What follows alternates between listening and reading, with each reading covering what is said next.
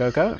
Hello, Redwall Survivor. Foxpen here with an episode of Foxpenmanship, a Redwall Survivor podcast where Nara and I discuss the latest Mossflower Odyssey competition, Mossflower Odyssey 5 Heaven Sent. In this episode, Nara, say hi, Nara. Hello, Nara. We're going to be taking a look at all the categories in the top 30. We're going to be looking at all the apps, and we're going to be giving you our reviews on them. So, did you want to start just from the top of the list? We'll go down through the Duelists, perhaps? Yep, that works for me. Alrighty. So, Elliot the Moose, because I refuse to believe anything named Elliot is a fox. What do you think about Elliot?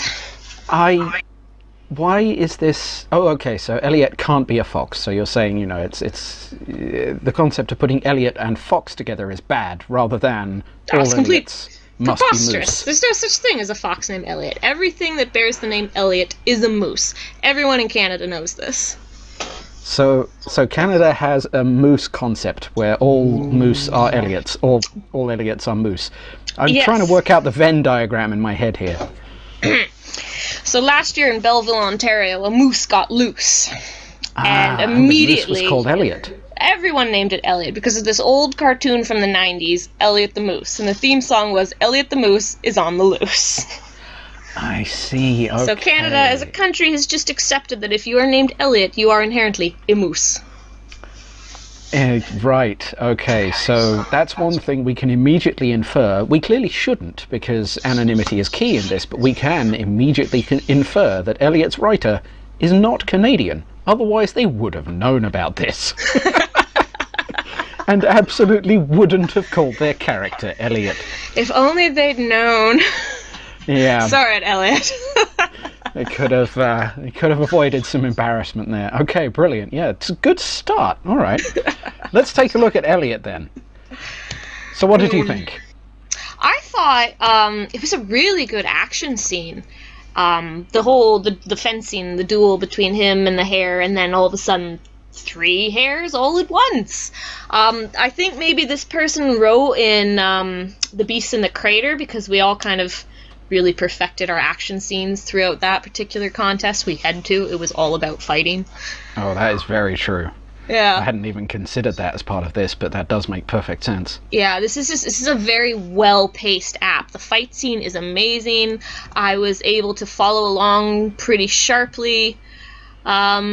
So what we do know about this character, he's good at what he does, which is fencing, but he's slowing down and he takes a hit for that. And this is where the ending is, I think, really good. It's supposed to be more reflective over his internal alarm that he was struck, that, even though he did defeat his 3 challengers, he still took a hit, which he might not have done when he's younger. Aside from that, though, that he's good at what he's doing, and he's a little bit old now, 40, we don't know too much about Elliot. He's a little vain, perhaps, a little arrogant, because he's confident, but he can back that up too. So I'm not entirely sure about Elliot. It was really well written though, and I'd give it a pass just for the skill there. Yeah. So yes, I completely agree. Elliot's the technicals of Elliot's dueling were probably the best of the category in Duelists. Hands down. He described the action just right, the mix between actually covering the detail of what's going on, but also not forgetting to get the rush in. There's never enough time. The whole point in combat is there's never enough time to take full account of what's going on. So you've got to describe it as punctually as possible from beginning to end. That's really good. Elliot was a risk. The whole app took this one big risk, and I love a risk taker. I'm going to come back to it at the end when we're done with all of them, because there's loads of risks being taken and it's really good. I don't think that Elliot's quite paid off, and I think that that's because we don't actually get enough at the end to tell us who Elliot really is.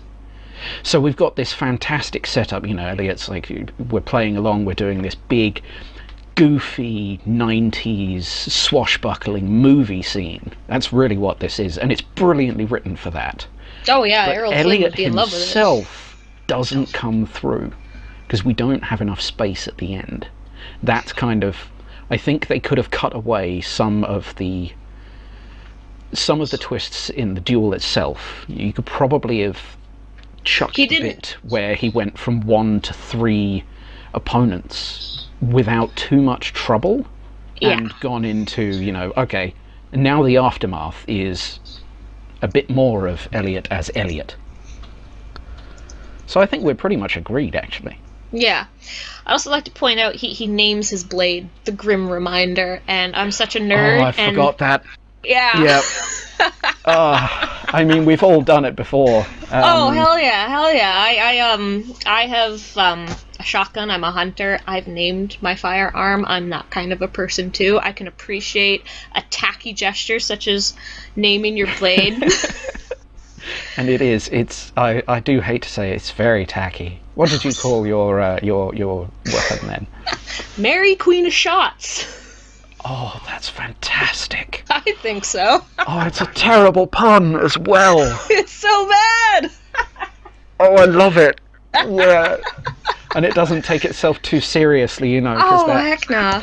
That's always what you accidentally do when you have a character who decides to name their weapon. You know, you have them take it far too seriously, and it's all very 1997 fanfiction. Oh, that's exactly what it is. Mary Queen of Shots. That's beautiful. I love it.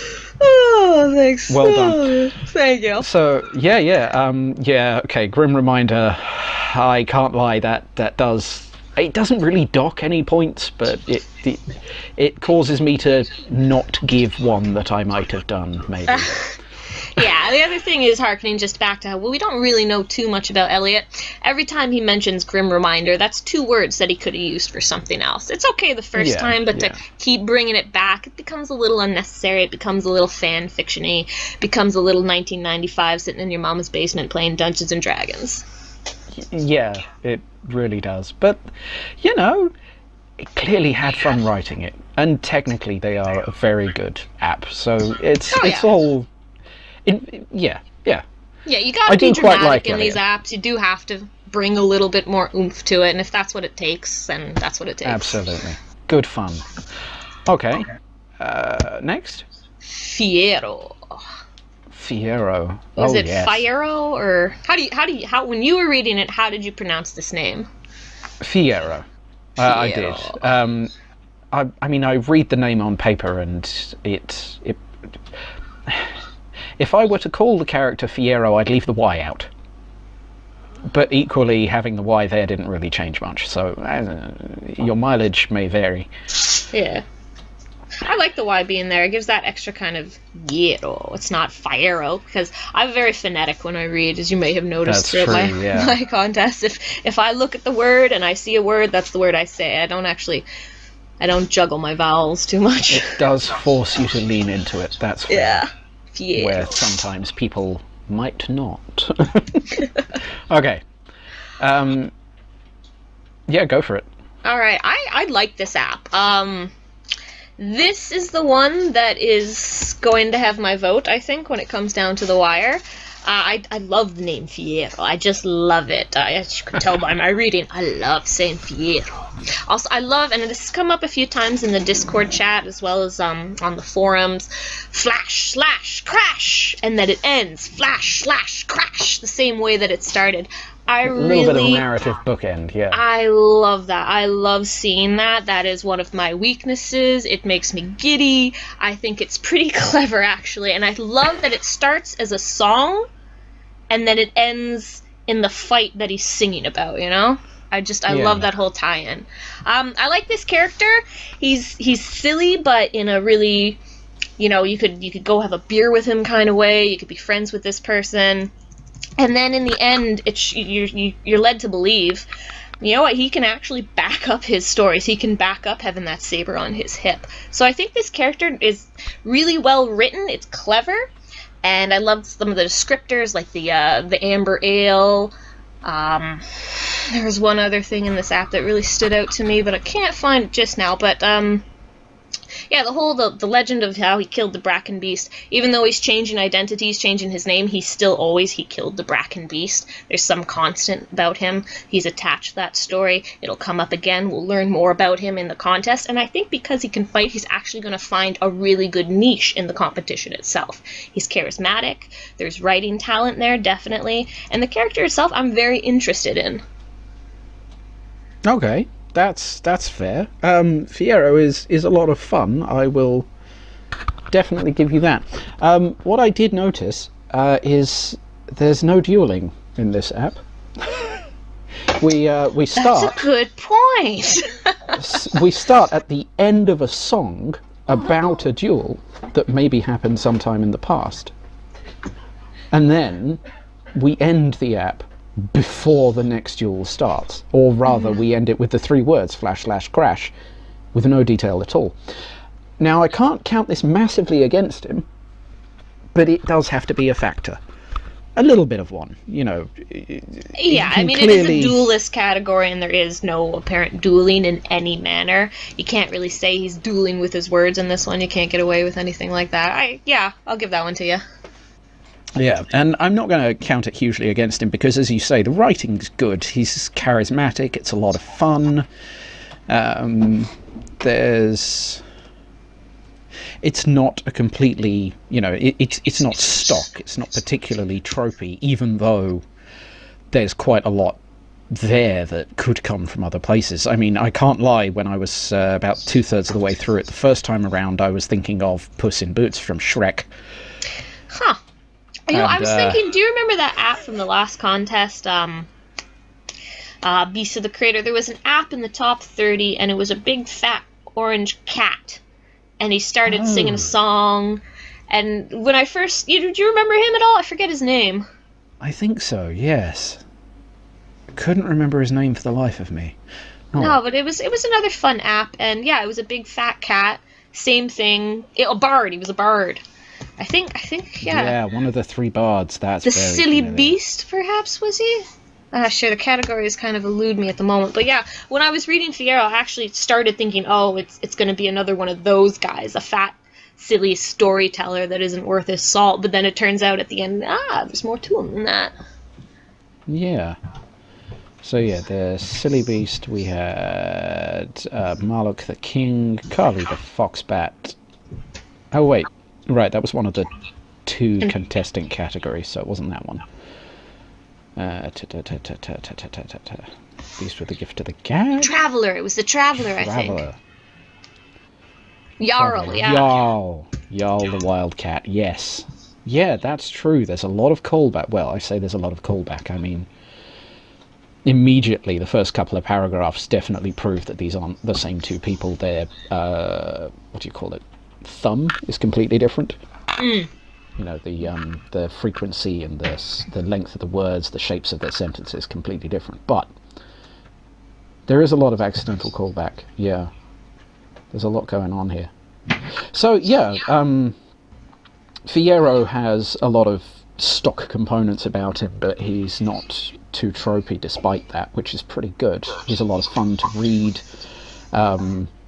The technicals of dueling not being there, it's going to be a factor for some people. I'm not sure whether I'm going to count it against him or not. I mean, this entire category is pretty up in the air for me. I'm probably just, what I say, I'll flip a coin. I won't flip a coin. That would be mean. I will think about it some more, but, you know, the image of flipping some kind of 3-sided coin is a good one. Yeah. I do want to mention, like, there is always room for the character to grow in the competition. In Beast of the Creator, I played Thrajan the Black Whiskers, and his secret was that he was Thrajan the Black Whiskers, but in the app, he buries something, and it never actually once came up in the entire plot of the story what he buried, and I was going to have it that he buried the great rat the sword that Damig Warfang used to use. Like, it's been passed down through the generation, but it never came up. So, you never know what's gonna happen in these things. It could be that, like, absolutely. Fiyero, like, maybe in the contest the running joke is he's a duelist and he never duels. Or perhaps he'll be in a scrap every other day. I don't know. But I do want to point out, just for our listeners, that, like, the characters here, they got 600 words to do what they do. Don't expect everything to be shoved in your face right away. Yeah, absolutely. You know, the having the technicals there is pretty much a matter of faith, because really, this is one thing I saw, and you know me, seasoned veteran, been around for a while, and in the first couple of Questers Bold contests that Taruf ran way back in the day, people started talking about the characters' apps not ending at the beginning of the story. So people were saying, you know, if I can't easily see how your character, the way you've written them in their app, could end up in the story, I'm not going to vote for you. I remember those days. It got struck down pretty quickly. Sentiment in general was, for heaven's sake, reward the writing. So by all means, you know, if you're listening to this, do reward the writing. It's definitely a contest on skill more than what you happen to have baked into your application. So yeah, let's move along. Now, have you read Bihto Snowridge yet? Yeah, I'm reading it as Bihto Snowridge. I'm not sure. Is this a made-up name, or is this just in a language I'm not familiar with? I have no idea. Grey-lag geese are literally, like, all across your end of the pond. They're from Asia, all over Europe. I don't think we have them here in Canada, or at least not in Ontario. We got Canada geese. They're terrible. I hate them. I'll trade you any day. Truth be told, over here, we mostly have Canada geese. Dicks. They're an absolute nightmare. I'm so sorry. I mean, you should be. So when I was about 7, I was attacked by an entire swarm of the buggers. I got every friend I know, every name here. Like, they've all got stories, traumas from the goose. Yeah. Well, you know, your geese came over the ocean and did that to me too. I've been visibly terrified of large birds ever since. Okay, fair. Yes, but I'm not going to let my personal vendetta against goose kind affect my perception of Bihto here. I'm going Bihto because the H in front of the T doesn't make any sense to me otherwise. But that's just me. Yeah. Alright, no, Bihto. I like that, Bihto. It's like Fido, but he's a fighter, so he bites. I like it. Yeah, and actually that kind of leads into one of the main points I have about this app, because Bihto's a brawler. Yeah. So not a duelist in almost any classical sense, but definitely a one-on-one fighter. He's a contender. Yeah, and it is, you know, it's definitely dueling. It fits into the overall arc of it, but it is not traditional, and it's a good variation. I like it. It's a clever way to set the character apart. Yeah, and I mean, I love a good bird. You can't go wrong with a good bird. And to see birds doing things that aren't bird-like brawling with wildcats, I love that even more. Yeah, that's enormous fun. I think the only step harder you could have gone was Swan, who could have broken anyone's spine with a single crack. I was so close. One of those apps I was telling you that I was struggling to write, it was a swan, actually. Oh, fantastic. Didn't end up finishing her, but oh well. Well, maybe next time. So, Bihto. This is a fun app. As I was reading it, I really was rooting for Bihto. Like, I love the bird. I love that he's absolutely fearless. He does not care. He's there. He wants to make a name for himself. He's always been a hellraiser. Poor mom. You know, he's not afraid of this wildcat. He wins against the wildcat. But at the same time, there's a few things in the app that were kind of irking me. There's a few spag issues, and I don't really tend to dock spag, but so okay, what is this town called? Hafnaros. I'm assuming it's somewhere in Scandinavia because of this one line. The aurora shone green and purple above the buildings, illuminating the ever-dark sky. If it's an ever-dark sky, it really shouldn't be illuminated. It should always be dark. That's how I read that. But it's perhaps They're Norway, above the so maybe Arctic it's in the Circle. middle of, it's the winter. Maybe there is no sun, and the aurora borealis is the only light. That one got me at first, and I had to read it twice to work it out. It's a great description, though. The aurora shone green and purple above the buildings. I can picture the aurora borealis. I know exactly what he's talking about. Yeah. Let's see. There was something else. A little spag here. He's describing the wildcat. She was a fury of movement. I think he means flurry. I'm not sure about that. That's an interesting one because, yeah, you could definitely mean flurry, but fury kind of works there. Yeah, It's a conscious choice. It's a good one, but it's so close to what air quotes should have been there that you can't be sure. Yeah, and it's one of those moments that gives me pause to think and consider it. Like, did he mean that, or is that supposed to read like that? And that kind of it's nothing. It's a little blip. No one is gonna notice it, but at the same time, it did hamper me when I was reading it. Yeah. And then I did enjoy, you beaked me, she shrieked. Yeah, that one, you beaked me. That was quite fun. That was good. Just another little thing, there's breaks, Bihto honked, flapping his wings. There's no space in between those words, and I had to actually do a word count to make sure they weren't cheating, trying to, irk it down from 601 to 600. Right, I just accidentally left that. Left those two words yes, it's fused three. It's together. 2 words, but it's 1 now. So they're just inventive, But yeah, I had to check. I had to make sure, just for my own curiosity. It's a good app. I found the fight at the end actually was really it started really good, and I got into it, but then it just ended very abruptly. I love this. Bihto honked, flapping and writhing until she slid off of him, and that's pretty much it. The fight ends right there. He boxed her ears with his wings. I want a little more description. I know what boxed her ears means. I know it's a common expression. It means something specific, but at the same time, I want those descriptors too. So this is a good app. Perhaps not written by someone who's done these a lot in the past, but this is someone who's very they put effort into this, and I can appreciate that. It's a great character. I love Bihto. Yeah, so I think those bits you've pointed out there and a couple of others kind of, I don't think this comes across as disrespectful to the writer or anything, but it just comes across as a bit rushed.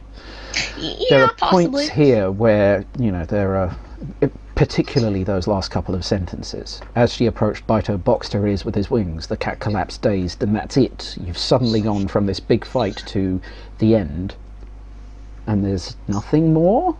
Yeah.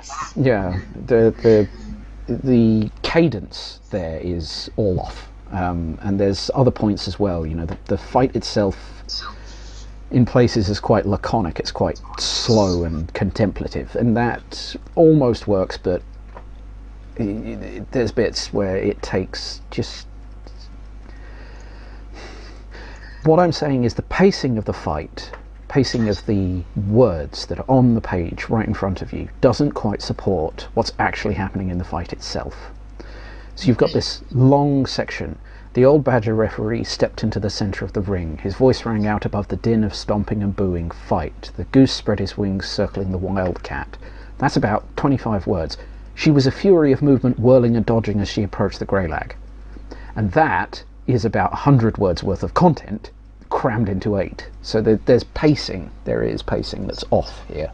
Yeah. Too much time spent on descriptors, not enough on the actual action. I agree entirely. And that, not the spag, but the pacing of the app is pretty much the only thing that really gives me, maybe this isn't the character I want to see in the competition. Yeah. And I think Bihto, honestly, along with a few other apps in the top 30, is fallen victim a little bit to a little too much world building. And Oh gosh, you're building I've a noticed world that. around an app, and that's good. You know, you're giving us context. That's fantastic. But if you spend too long doing that, you lose the detail of the character. Yeah, And when you the also have character's to back it detail up is in the gone, story. the app is dead. Yeah, Absolutely. Yeah, that too. And I did love Bihto's world building. You know, it's 5 paragraphs here. Well, really, just the first 3 give us a setting for Bihto's life, his origin, his everything. That's nice. And then you've got probably another 150 words that could have been distilled. But yeah, that's my overall impression. You know, Bihto, bit rushed. Enjoyed it. Bit rushed. Yeah. I'm also going to give Bihto a little bit more slack, too, because he wasn't originally in the top 3 duelists, so, like... Yeah. This app didn't make it into the top 30. It just, by chance and circumstances, happened to fall into that. So I'm going to be a little easier when I, contemplate who I'm actually going to vote for, but... Yeah, I mean, that is something to think about as well. This app didn't make it. This is kind of its second chance. Yeah. And this is a good sometimes. app. Yeah, it does. I don't actually know who wrote it. I know a few people know who wrote Bihto. I think the post has been stealthily deleted from the the cut apps thread, which is a wise move. Yes. Yeah, interesting. Shenanigans abound. Yep.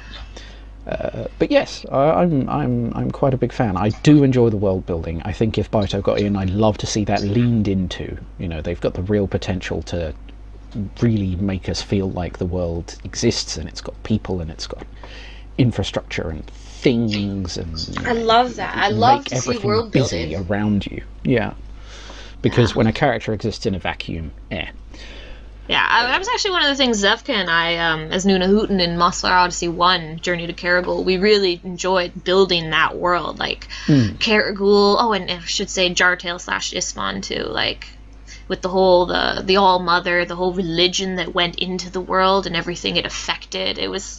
That is what makes a story memorable, not necessarily the plot itself, but those little details that stand out in your imagination as you're reading it. So I can definitely appreciate this. And plus, if you have someplace in your app, you can always fall back to it in the story as well. It's there, it exists, it's canon if you're there. Excellent. And Bihto's mum could show up with a packed lunch someday, Oh, God, that'd be awesome. She's so disappointed. She's like, I wanted you to be a choir boy, and now you're a brawler. With the honk in there as well. Perfect. Oh, of course. Absolutely perfect. Okay, yeah. So, I mean... oh, wow, we've spent half an hour on one category. No! Whoops. Okay, let's... Well... Do you have any final thoughts about the Duelists?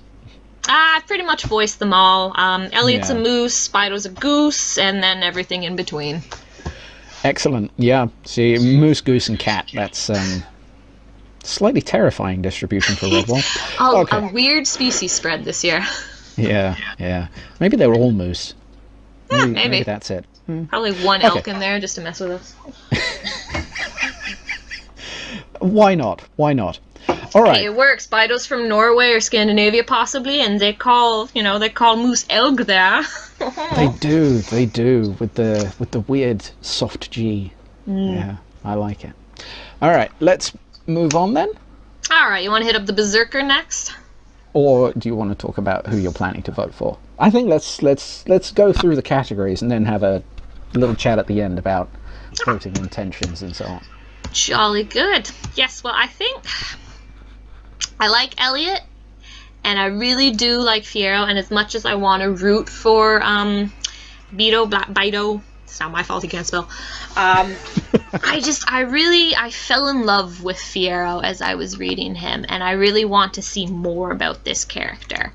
I've played older characters like Elliot that are kind of like just not quite as good as they used to be, and it doesn't really take too much of a place in the plot overall, because you're competing against 9 other people who all have their own plots and character stories built in. So I'm not sure, Elliot, if he wants to play that card, he's gonna have to get over it real quick if he wants to make it. There's a personal journey there, but actually making it compatible with the plot and the other characters is really tricky, because it's a very internal, personal journey.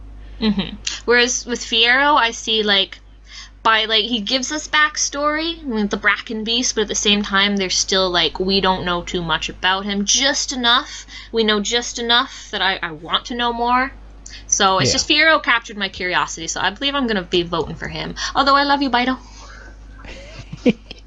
I'm still torn.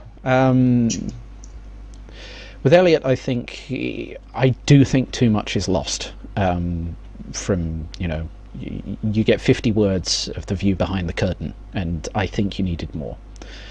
Fiyero's strong, doesn't actually do any stabbing, but is strong.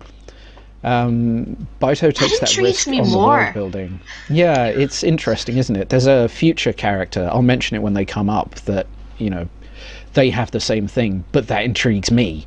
So we've got some balance going on here. I don't know. I really don't. I'm going to have to come back to you on that one. I'll probably fess up after the top 10 have been voted in or something. No, I'll consider it over the course of the rest. With a Spanish accent. He'll make Fiyero. No, I being a citizen of the country that did an awful lot of colonization and such, it doesn't really fall on me to put on foreign accents. It's not really a thing I should do. Just a little bit of social responsibility for your evening. Whatever, I feel no such thing. Fiyero. Excellent. Okay. Berserkers. Yes! Chitterfang the Wrigglekin. I love that name. What did you feel about this category? We got some good mix here. We got some good ages. We got a bat, we got a hare, and what was the third fellow again? The wildcat, yes. Yeah. Women and men all over the place. I really like the spread of this category. It is an interesting one. I think it's in some ways, I think it's pretty much a microcosm of the whole contest. So you've got Chitterfang, who is a really risky app.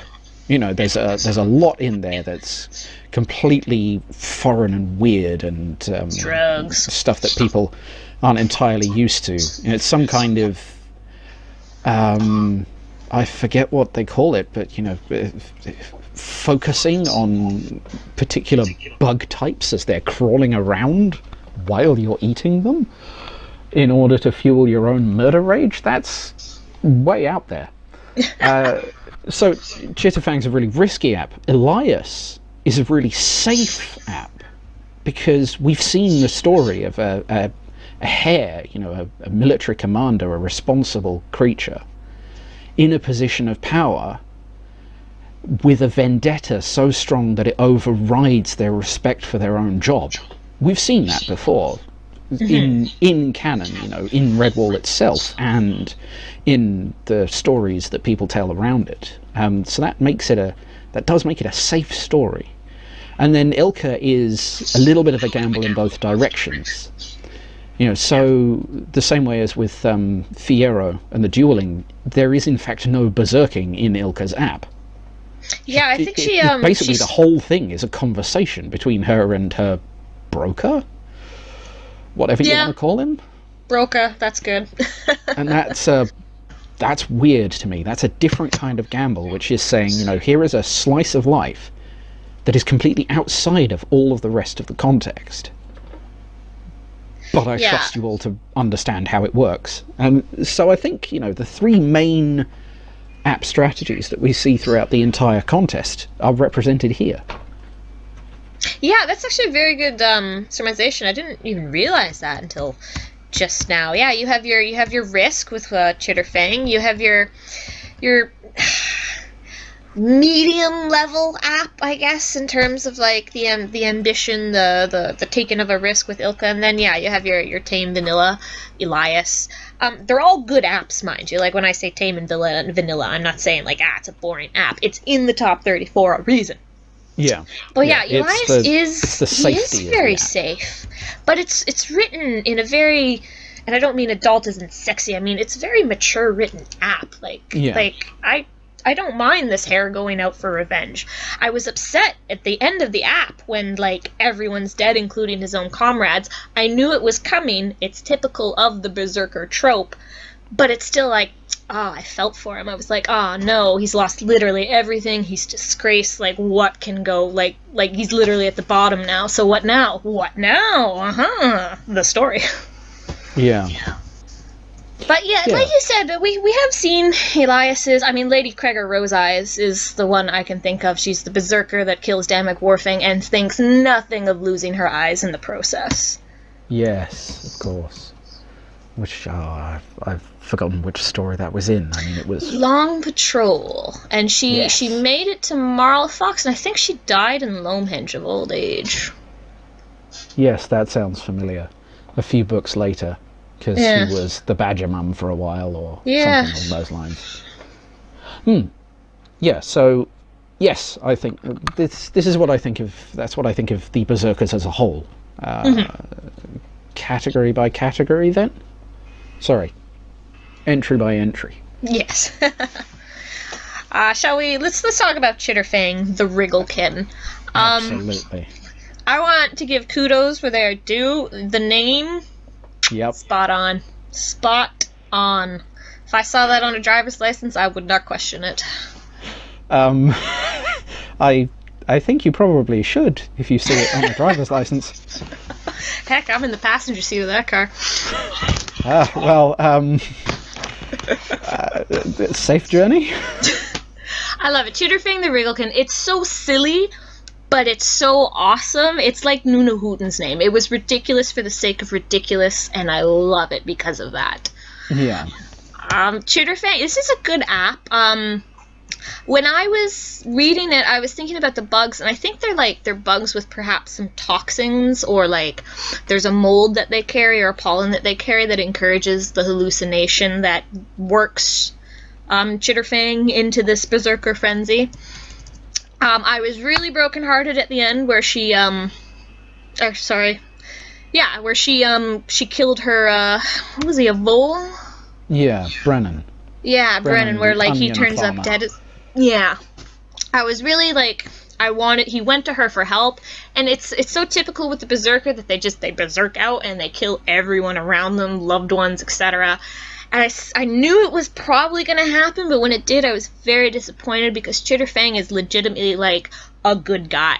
This character is on the side of good. They're doing this to save their friend, to help out. So I was like, it was a good ending, even though it was predictable. I was still affected by it. So that was some good crafting there, I thought. A bat is always risky in these competitions.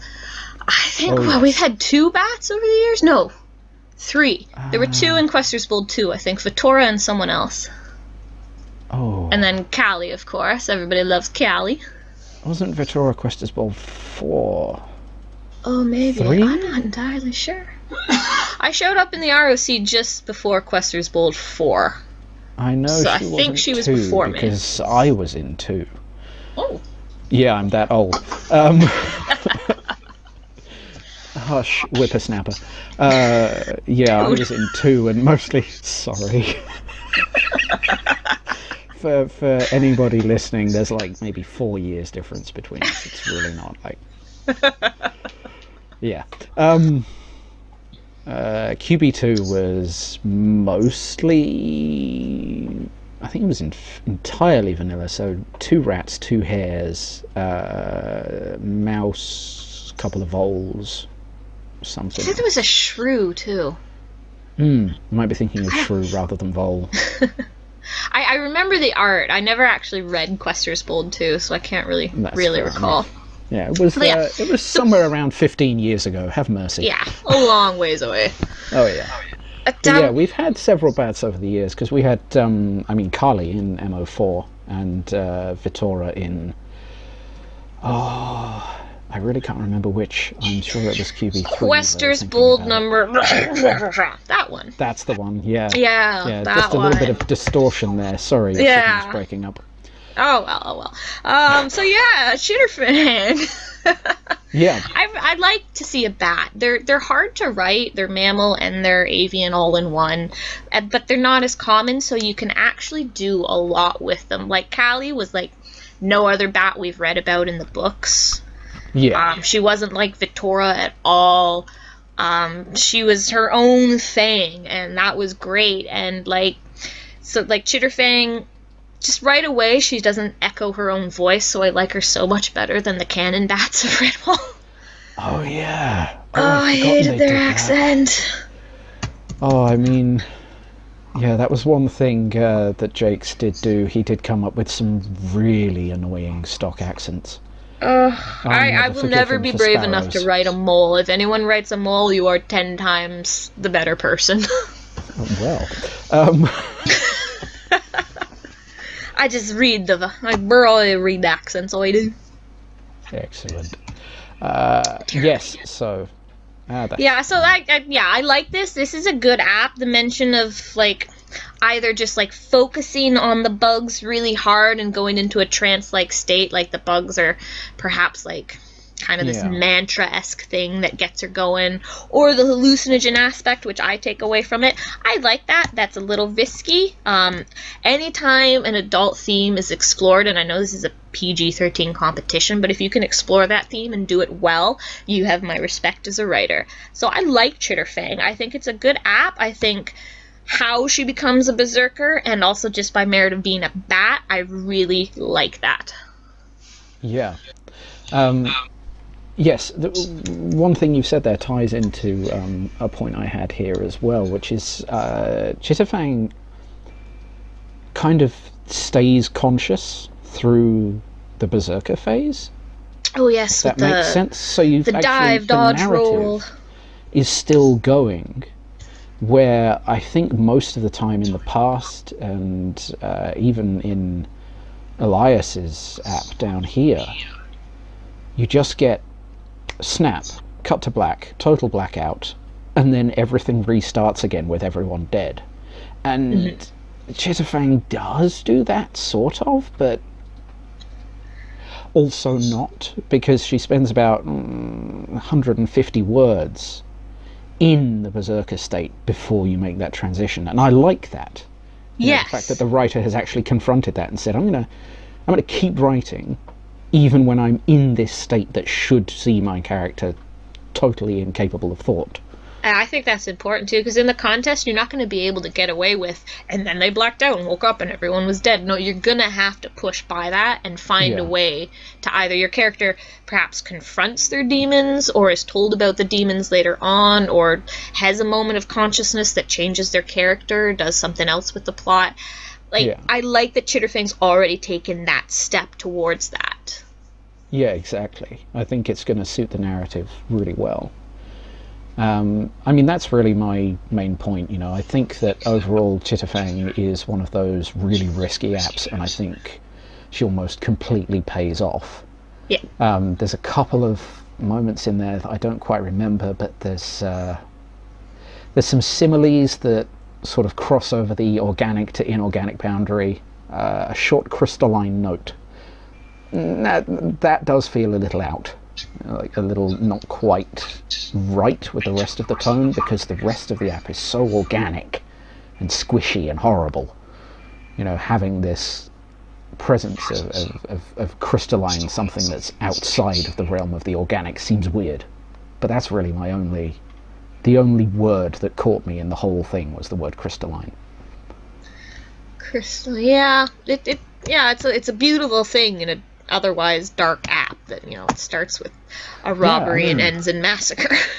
Yeah, that makes sense. Yeah, that works. I hadn't really thought of it like that. My brain just went, that's not gooey. What's that doing there? Yeah, I don't know if the author Chitterfang intended that, but I do see it. Like, I appreciate that. Yeah, it's out of place. It juxtaposes the grimness of the rest of the app. Like, this is the moment before disaster. It's pure, it's beautiful, it's clean, and then everything hits the fan. Yeah, okay, that really works for me. Fair enough. I mean, I was probably already going to vote for Chitter, but you've helped that along. Oh, yeah. All right. So, on that slightly mean note, Elias?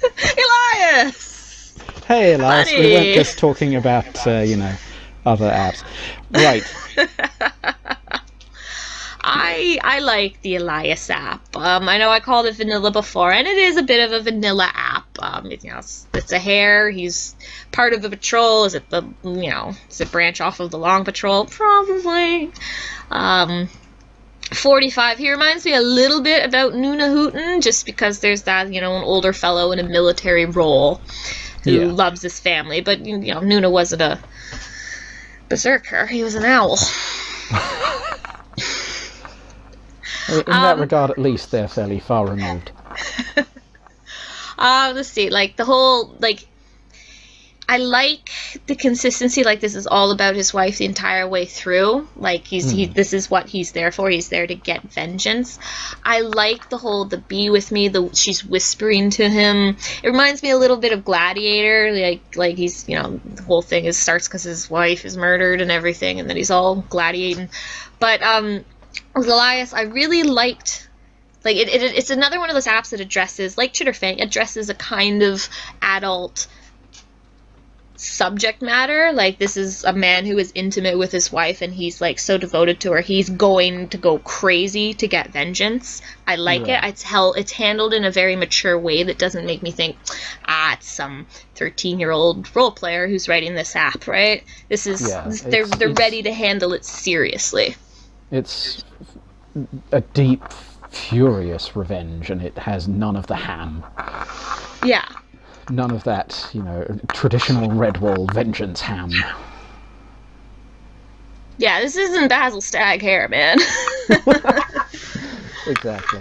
Yeah. Oh, and I think this also, there might be a little bit of insanity to this. perhaps he's a little obsessed with his wife, and that's he hears, okay, so when he reaches for the nearest instrument, and it's the, for a weapon, that is, and it's the cudgel, and he hears music as he beats the fox's head in, which I assume happens. And then when he comes out, it's the song ending. There might be a little bit of an inference of insanity there, brought about by his obsessive devotion. So if this character gets in, I do want to see more than his devotion to his wife, but I think the way this app is written, that if that is his shtick, he could pull it off. Yeah, I think I agree there. Devotion to wife is absolutely paramount, clearly, for him. He's at the point where he's saying, okay, you're gone, and now I'm going to raise hell and break face until, who knows? Just going to keep doing that for a while. Until I feel like maybe the situation is resolved. And that is, it's an interest. Having described it that way, I'm kind of bringing John Wick to mind, of all things. He shot my dog. Believe me, I get it. But that commitment to taking, a whole pile of totally justifiable anger and actually turning it into a giant pile of murder. Yeah, that's very much, that's very Keanu Reeves. Yes, so overall, I do like Elias. He's very well written.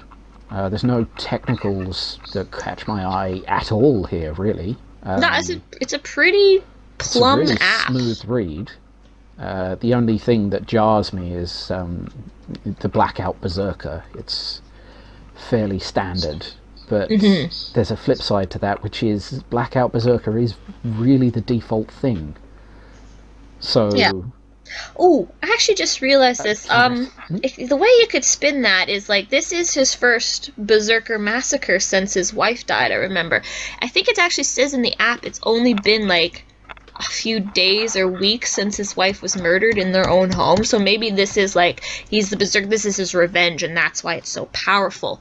He's capable of doing this violence, of committing these atrocities outside of the berserker rage, but in this, if he's severely emotionally involved, that's the only angle I want to justify the blackout in. I don't want to see it in the competition, though. It works for the app, that 600 word limit, but well, like I said before, if he's going to stick with the wife shtick, there has to be a little bit more to it as well. Does that make sense? Yeah, no, I get that. I was just digging through, seeing if I could find the reference to time. I think it's probably just that, you know, the vermin are clearly the ones who did the thing in the first place. A week earlier, that's it. He'd seen them a week earlier in his home. There you go. Yeah. So yeah, it's been a week. Yeah, that's a fair point. First time Berserker channeling his wife's, presumably his wife's music, reaching for the nearest instrument. I would guess they played together. Something like that. Well, that's a good spin. Reaching for the nearest instrument and then beating the tar out of everything. I love it. It's a good song. Fair enough. It's a good song. Yeah, and, you know, really the only thing that Elias doesn't get points from me from is the safety of the premise. That's it. It's such a solid write. I feel like there could have been a little bit more emotional investment in his troop, because we're very clearly meant to be quite impacted by the loss of his soldiers as well as the people they're chasing. And I remember not quite feeling that, and I think maybe it's because he's quite aggressive towards them at the beginning. Yeah, I actually didn't. That has the knock-on effect of saying, well, if he doesn't care about them, do we? Yeah. But I read that differently, actually. I'm just going to mention for the sake of the viewers, right? okay. I read it like he wasn't cruel with them. He was being an officer in command. And I think, like, they're doing this off the books. So they obviously, they care about him. They feel for him. They're there for him specifically. And I think that's where it was supposed to get you. Like, they're there. These are his friends, even though he's going at this with militant efficiency. That when they show up dead, he feels that much more horrible about, well, everything, I guess. His life's a mess now. He's disgraced. And I think that's like, yeah, it's just one more notch in the belt of his life going down the tube. And down it goes. Yeah, I can definitely see that. That's interesting. Okay, cool. That brings back the emotional investment that sort of felt like it wasn't there first read. Yeah. I mean, if you don't see that though right away, you're not gonna, like, me explain it to isn't gonna really affect it, right? So that's a little more emotional attachment to the soldiers would have been nice. Okay. Ilka? Ilka's a wild cat. Yes, she is. So yeah, Ilka is the quick note: Fiyero dueling, Ilka berserking, neither of them do the thing in their app. Okay, fair enough. What do we have here? I like how this app she doesn't go berserk in it, but I do like how it starts every time the red haze faded away. So, like, she knows there's a problem. Yeah. And it's like, this is the in-between time, a moment of peace. And so it's like a glimpse into her actual life. It's not about her being a berserker, although you're made firmly aware she is a berserker, she has blackout fits, she does damage. Yeah. So I like that. It's like with the duelist who does not duel, though. This is the berserker not berserking, and I kind of want to see a berserker go berserk. That's the whole point of it. Yeah, kind of. I mean, it feels like maybe the narrative could have started a paragraph earlier. Especially given that Ilka and the Mouse's conversation does go on for quite a while. There is a lot of dialogue in this. Trimmed a bit out of there and started us just a bit earlier on, with Ilka still, finishing the raging out process. But, that would have interrupted the cadence. It would have made it flow a bit weird. And, so, and dialogue is hard to write. So when I see dialogue in an app, and it is a dialogue-heavy app, I do appreciate that. Like, dialogue is probably the most intimidating thing, in my opinion, anyways. Okay.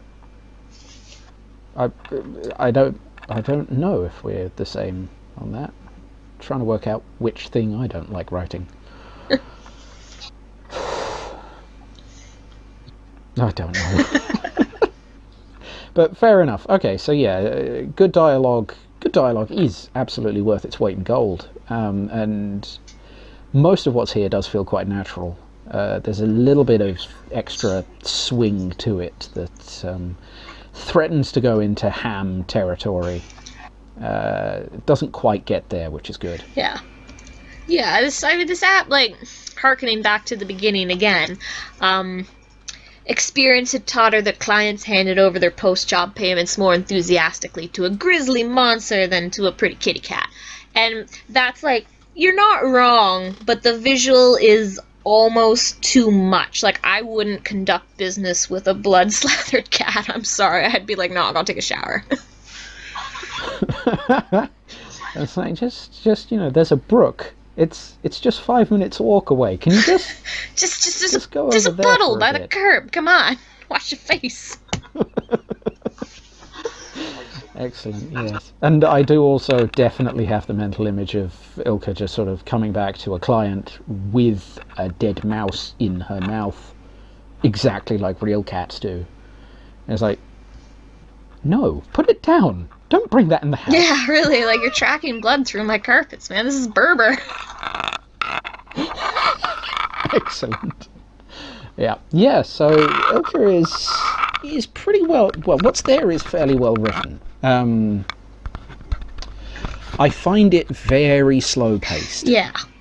Comparatively, especially having just read Chitter and Elias. Ilka's pacing is, it's not quite contemplative. It's definitely setting a scene, playing it through from beginning to end, giving you all the details of the negotiation. But then there's this idea that she is aware, like you said, she's very aware that, she's very murdery and could do with being pointed in the right direction. She kind of sabotages herself, though, because she spends quite a lot of time telling us that Walter is, at the very least, questionable, and at the very most morally bankrupt. Why would she entrust her operation to him? He's just a notary. Yeah, but he's a notary who is delivering payment and checking evidence and has looked into a bag full of heads, including the heads of small children, and not flinched. Yeah. He's at the very least morally grey, and at the very worst an absolute monster in mouse form. And I want to add to your point, though. And he's just a notary. He's a toady. He's a toady, and like you said, she's going to trust him to, guide her flight. Perhaps is how it ends. I agree with that. It's like, I think perhaps, I don't know. She's 36 years old too, and I get the feeling that like she's probably been doing this for a while. She should know better. Yeah, it's a weird future direction. It's a weird direction to point the app in, and there's one more app further down the line that does this as well. We'll talk about it when we get there.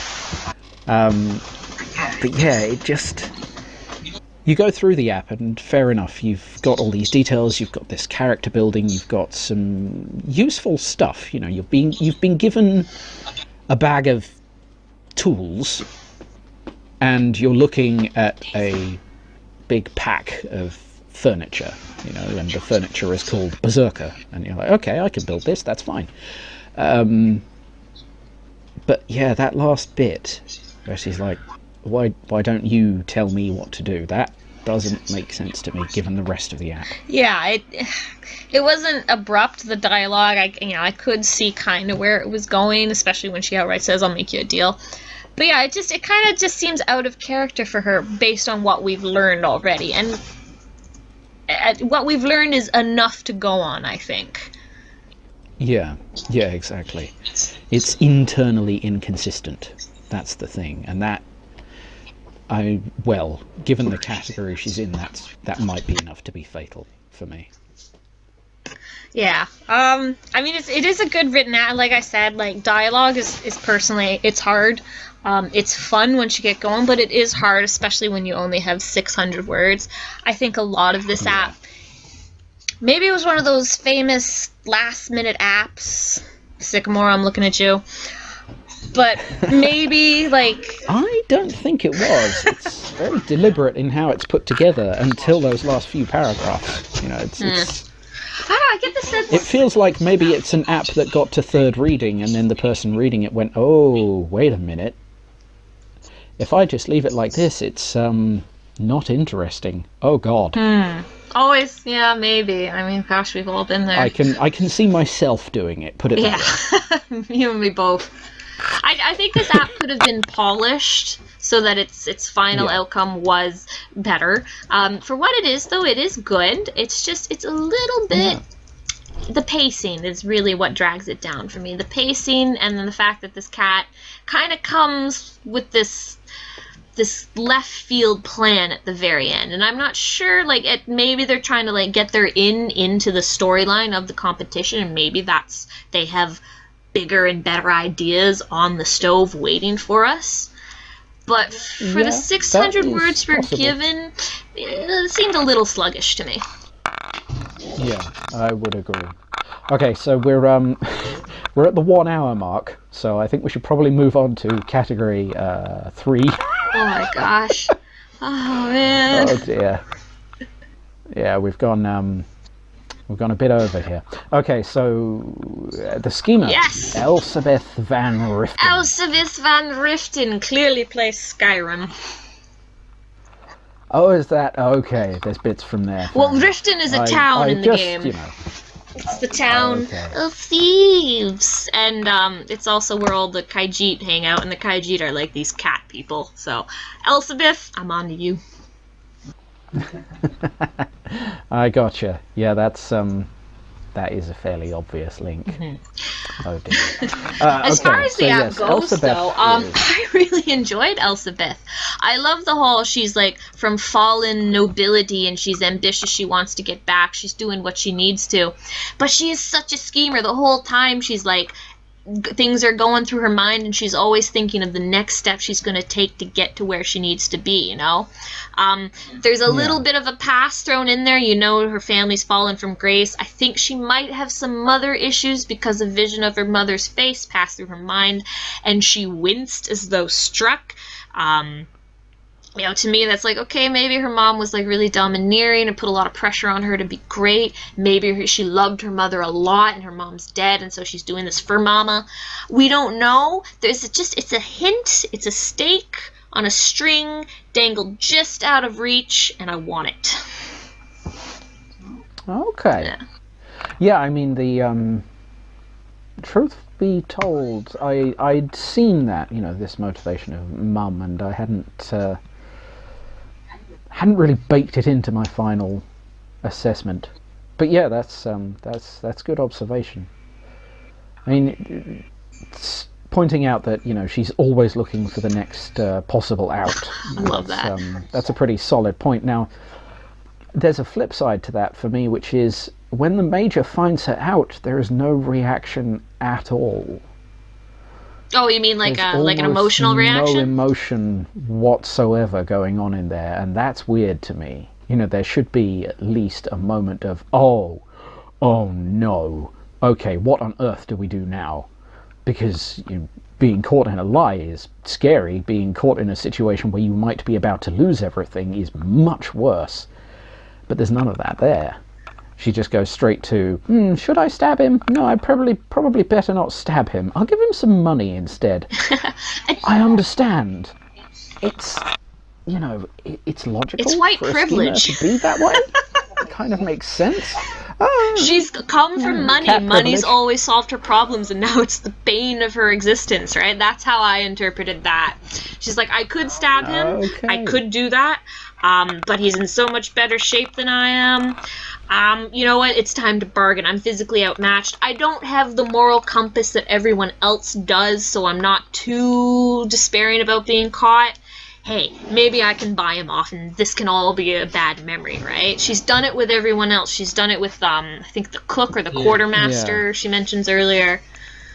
So while... And that could be it could be a reflection. It could be saying, right, she's so corrupt. She is so much the corrupt town official that she thinks literally nothing of being caught because she's just going to turn it into another bribe. Yeah.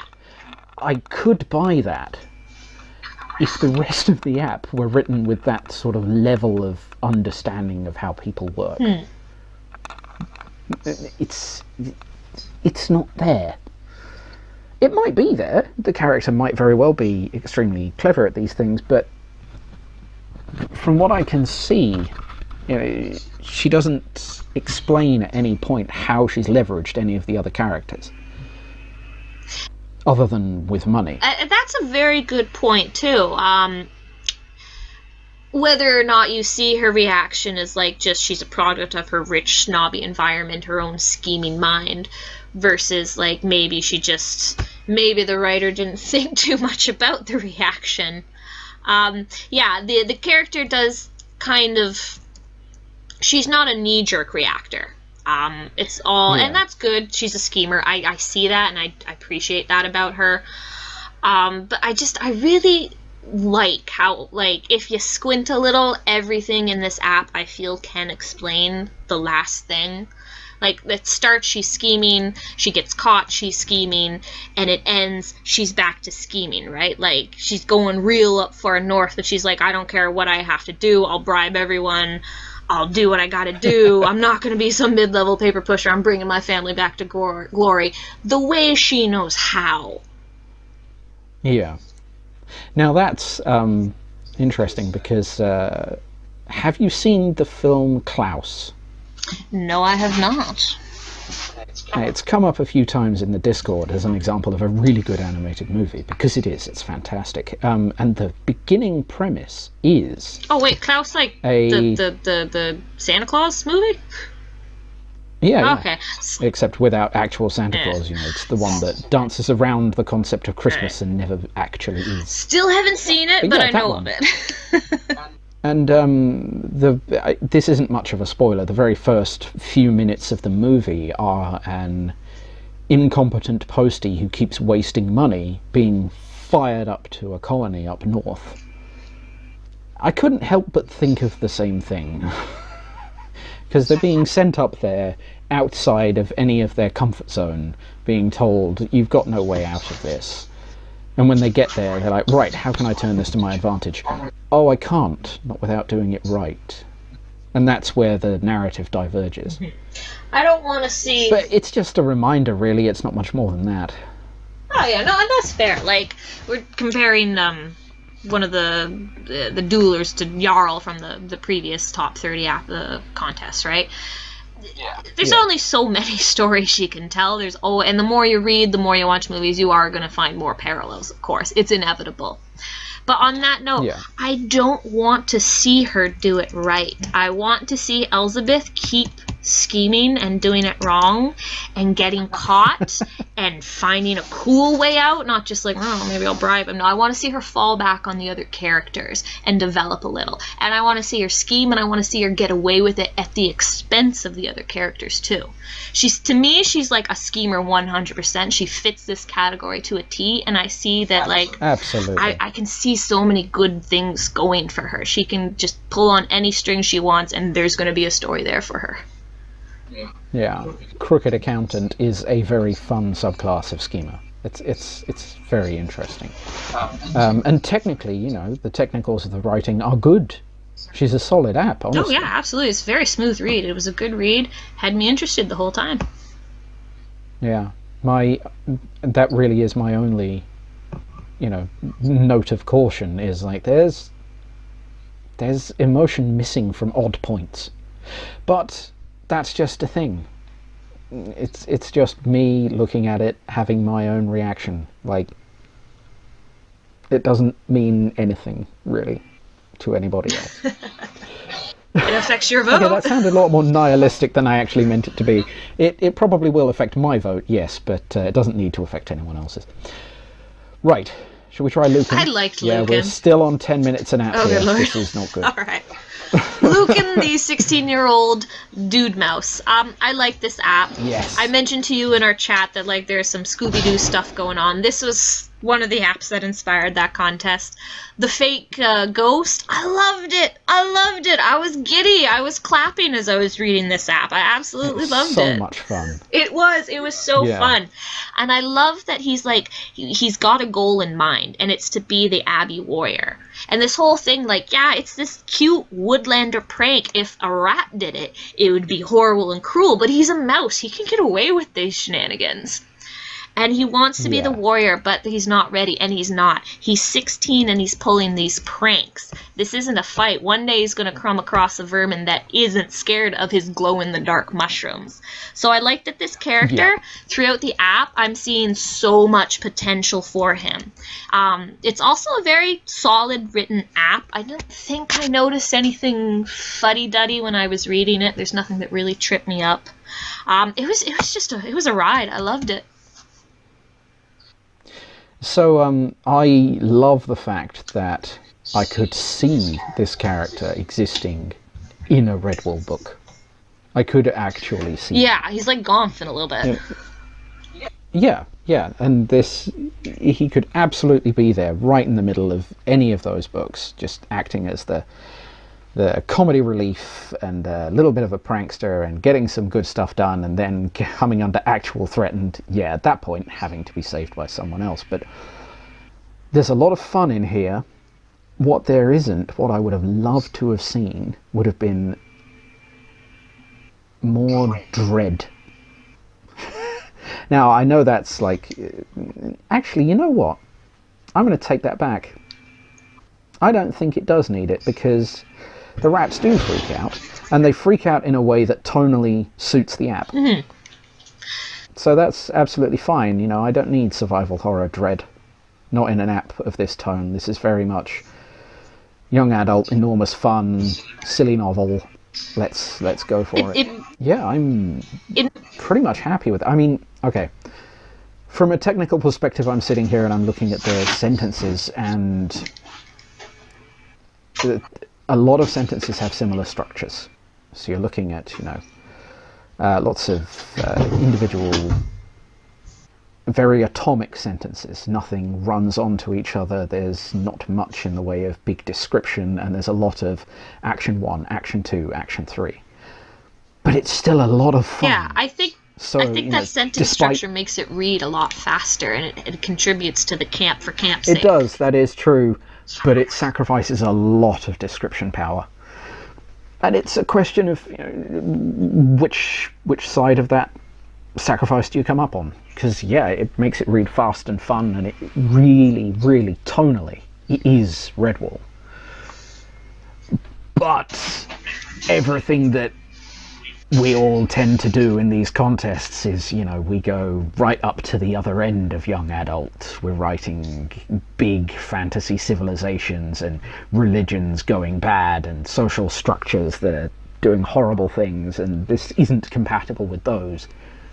But it's so much fun. It is. It's really good. And whoever's written it, absolutely fantastic. Carry on. Yeah, this, I really like this app. Actually, you summed it up. Like, I think I've said everything I can about this app. It's a lot of fun, and it's camp for camp's sake, and I do see this character having a very good place in the contest. I could see this character getting far. He also has the youth factor. That's what I wanted to say. The youth factor. He's 16. Young characters do well.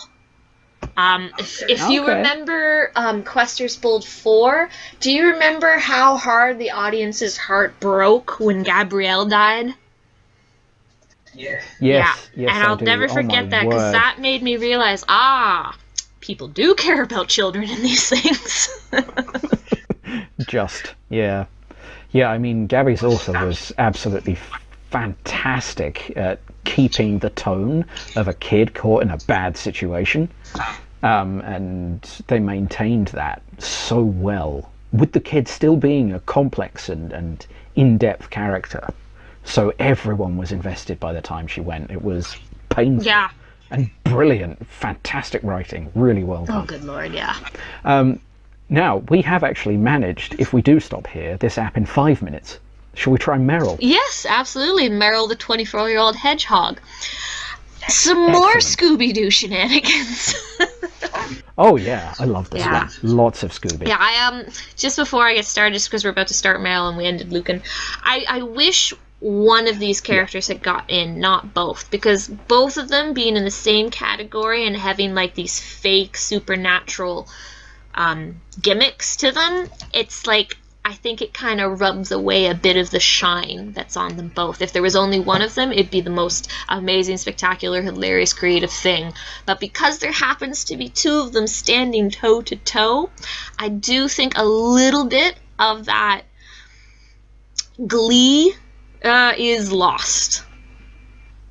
Yeah, I think that's kind of true. I mean, we see it later on as well with one of the Crow's Nest Seafarers, and then a wild card of much the same premise. Yeah, I know exactly what characters you're talking about. It's kind of the same thing. But I'm not going to hold it against Merrill or Lucan. It's not their fault. It's definitely not the same author for each app, so what can you do? Oh, no, absolutely not. These two are right at opposite ends of that spectrum. Yeah. I like Merrill too.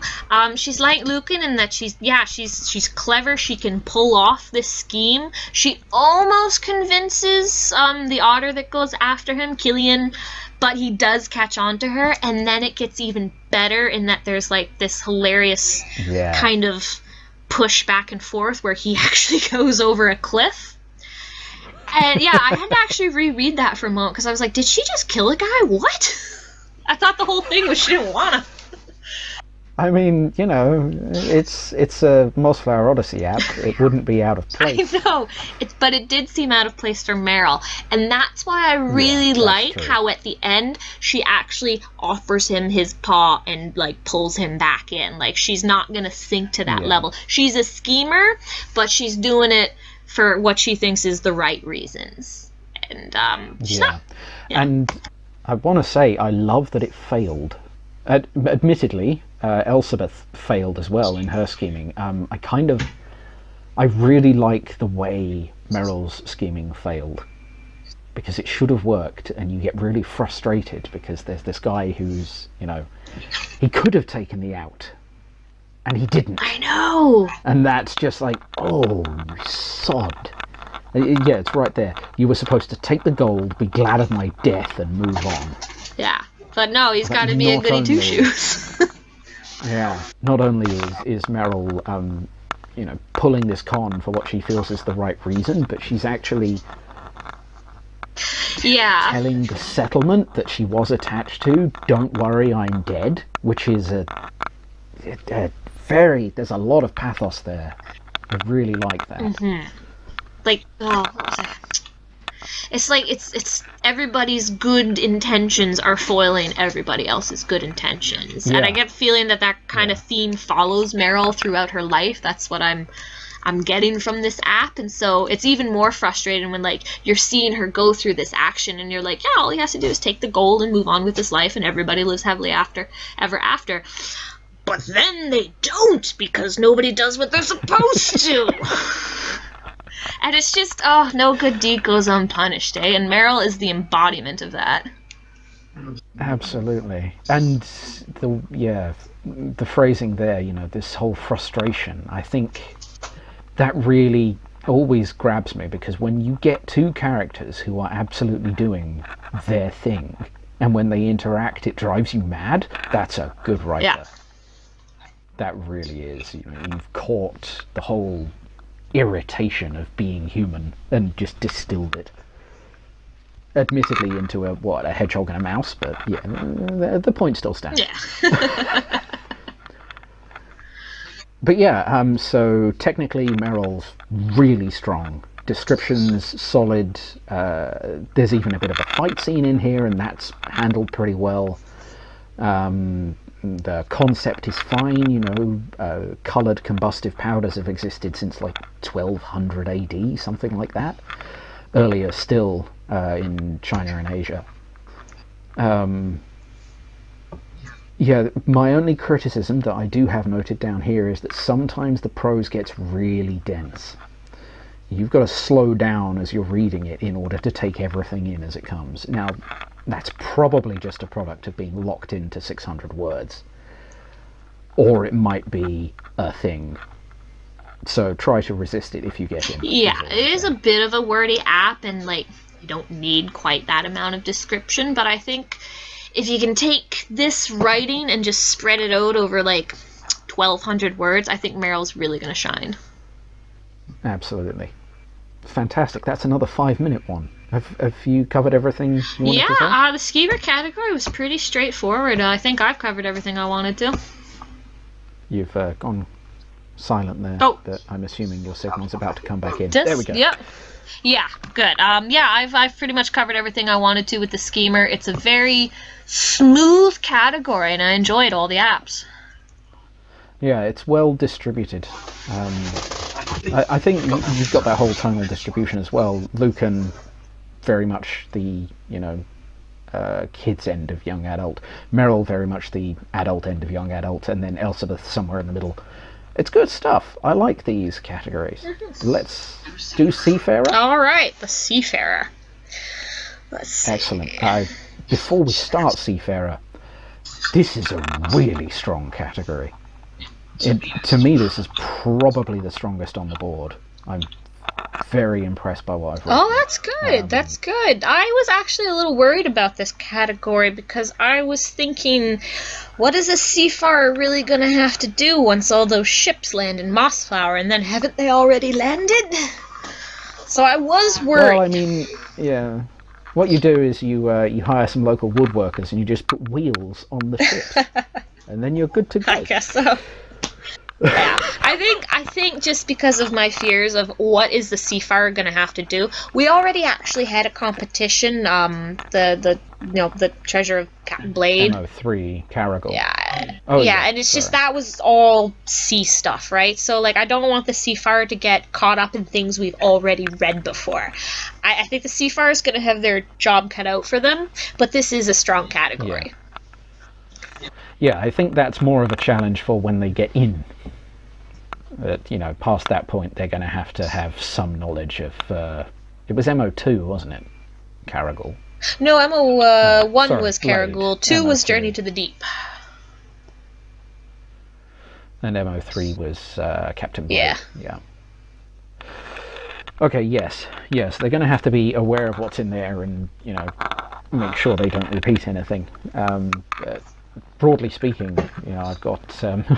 I can actually tell you the single technical nitpick that I have for each of these apps, and that is it. Everything else about this choice is going to be subjective for me. Wow, that is pretty impressive.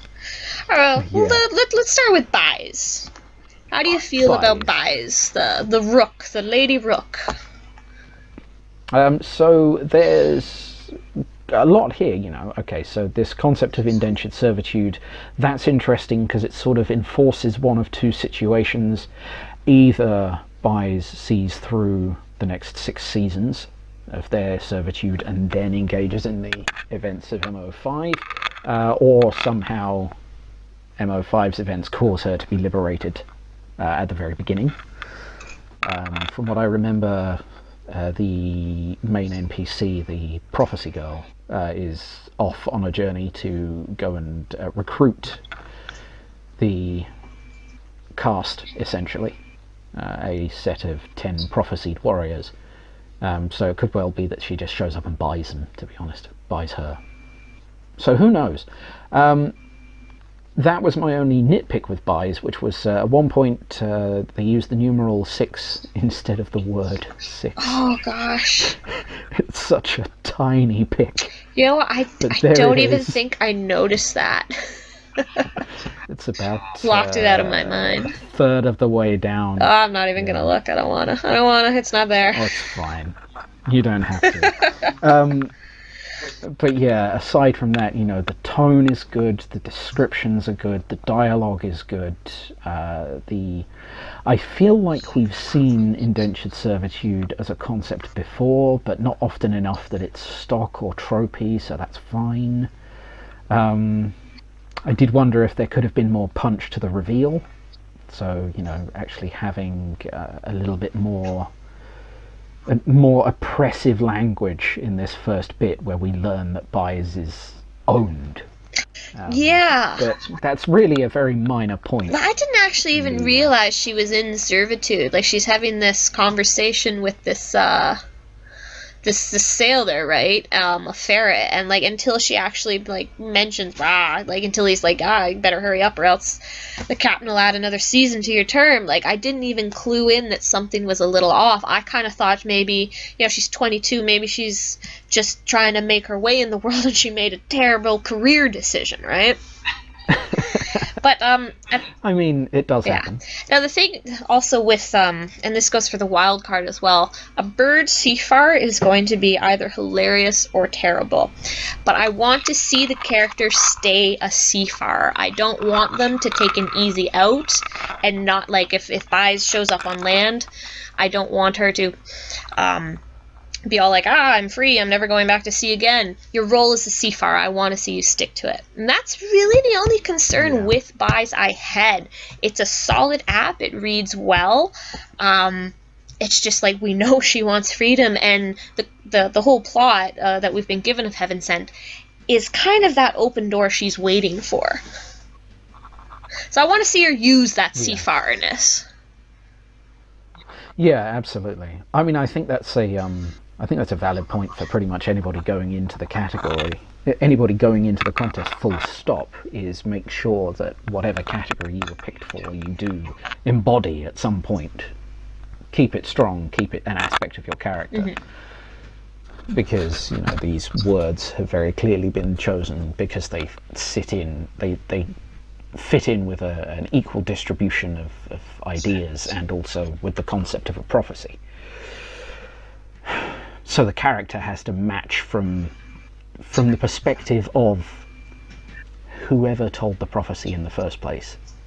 The character still has to work in that category. Yeah, and I think... But yeah, that's very, very abstract. Yeah. Bise was good. That's pretty much all I have to... I don't have any real nitpicks. I didn't see the 6. I'm going to pretend it's not there. It was a good app. It's definitely there. I'm staring at it right now. I can't look away. Oh god, no, there it is. I saw it. Oh no. There we go. Gotcha. Yep. Sorry. I didn't mean to I can't unsee spoil the illusion. I know. This is the problem. Alright, that's it. Bise your out. But yeah, that's really, yeah, I really like it. I really like all of these apps. I'm really impressed by the whole thing. Okay, that was 4 minutes. Oh yeah, we're getting good. Dawl Dredgemast, 18, Sea Otter. Here we go. Yes.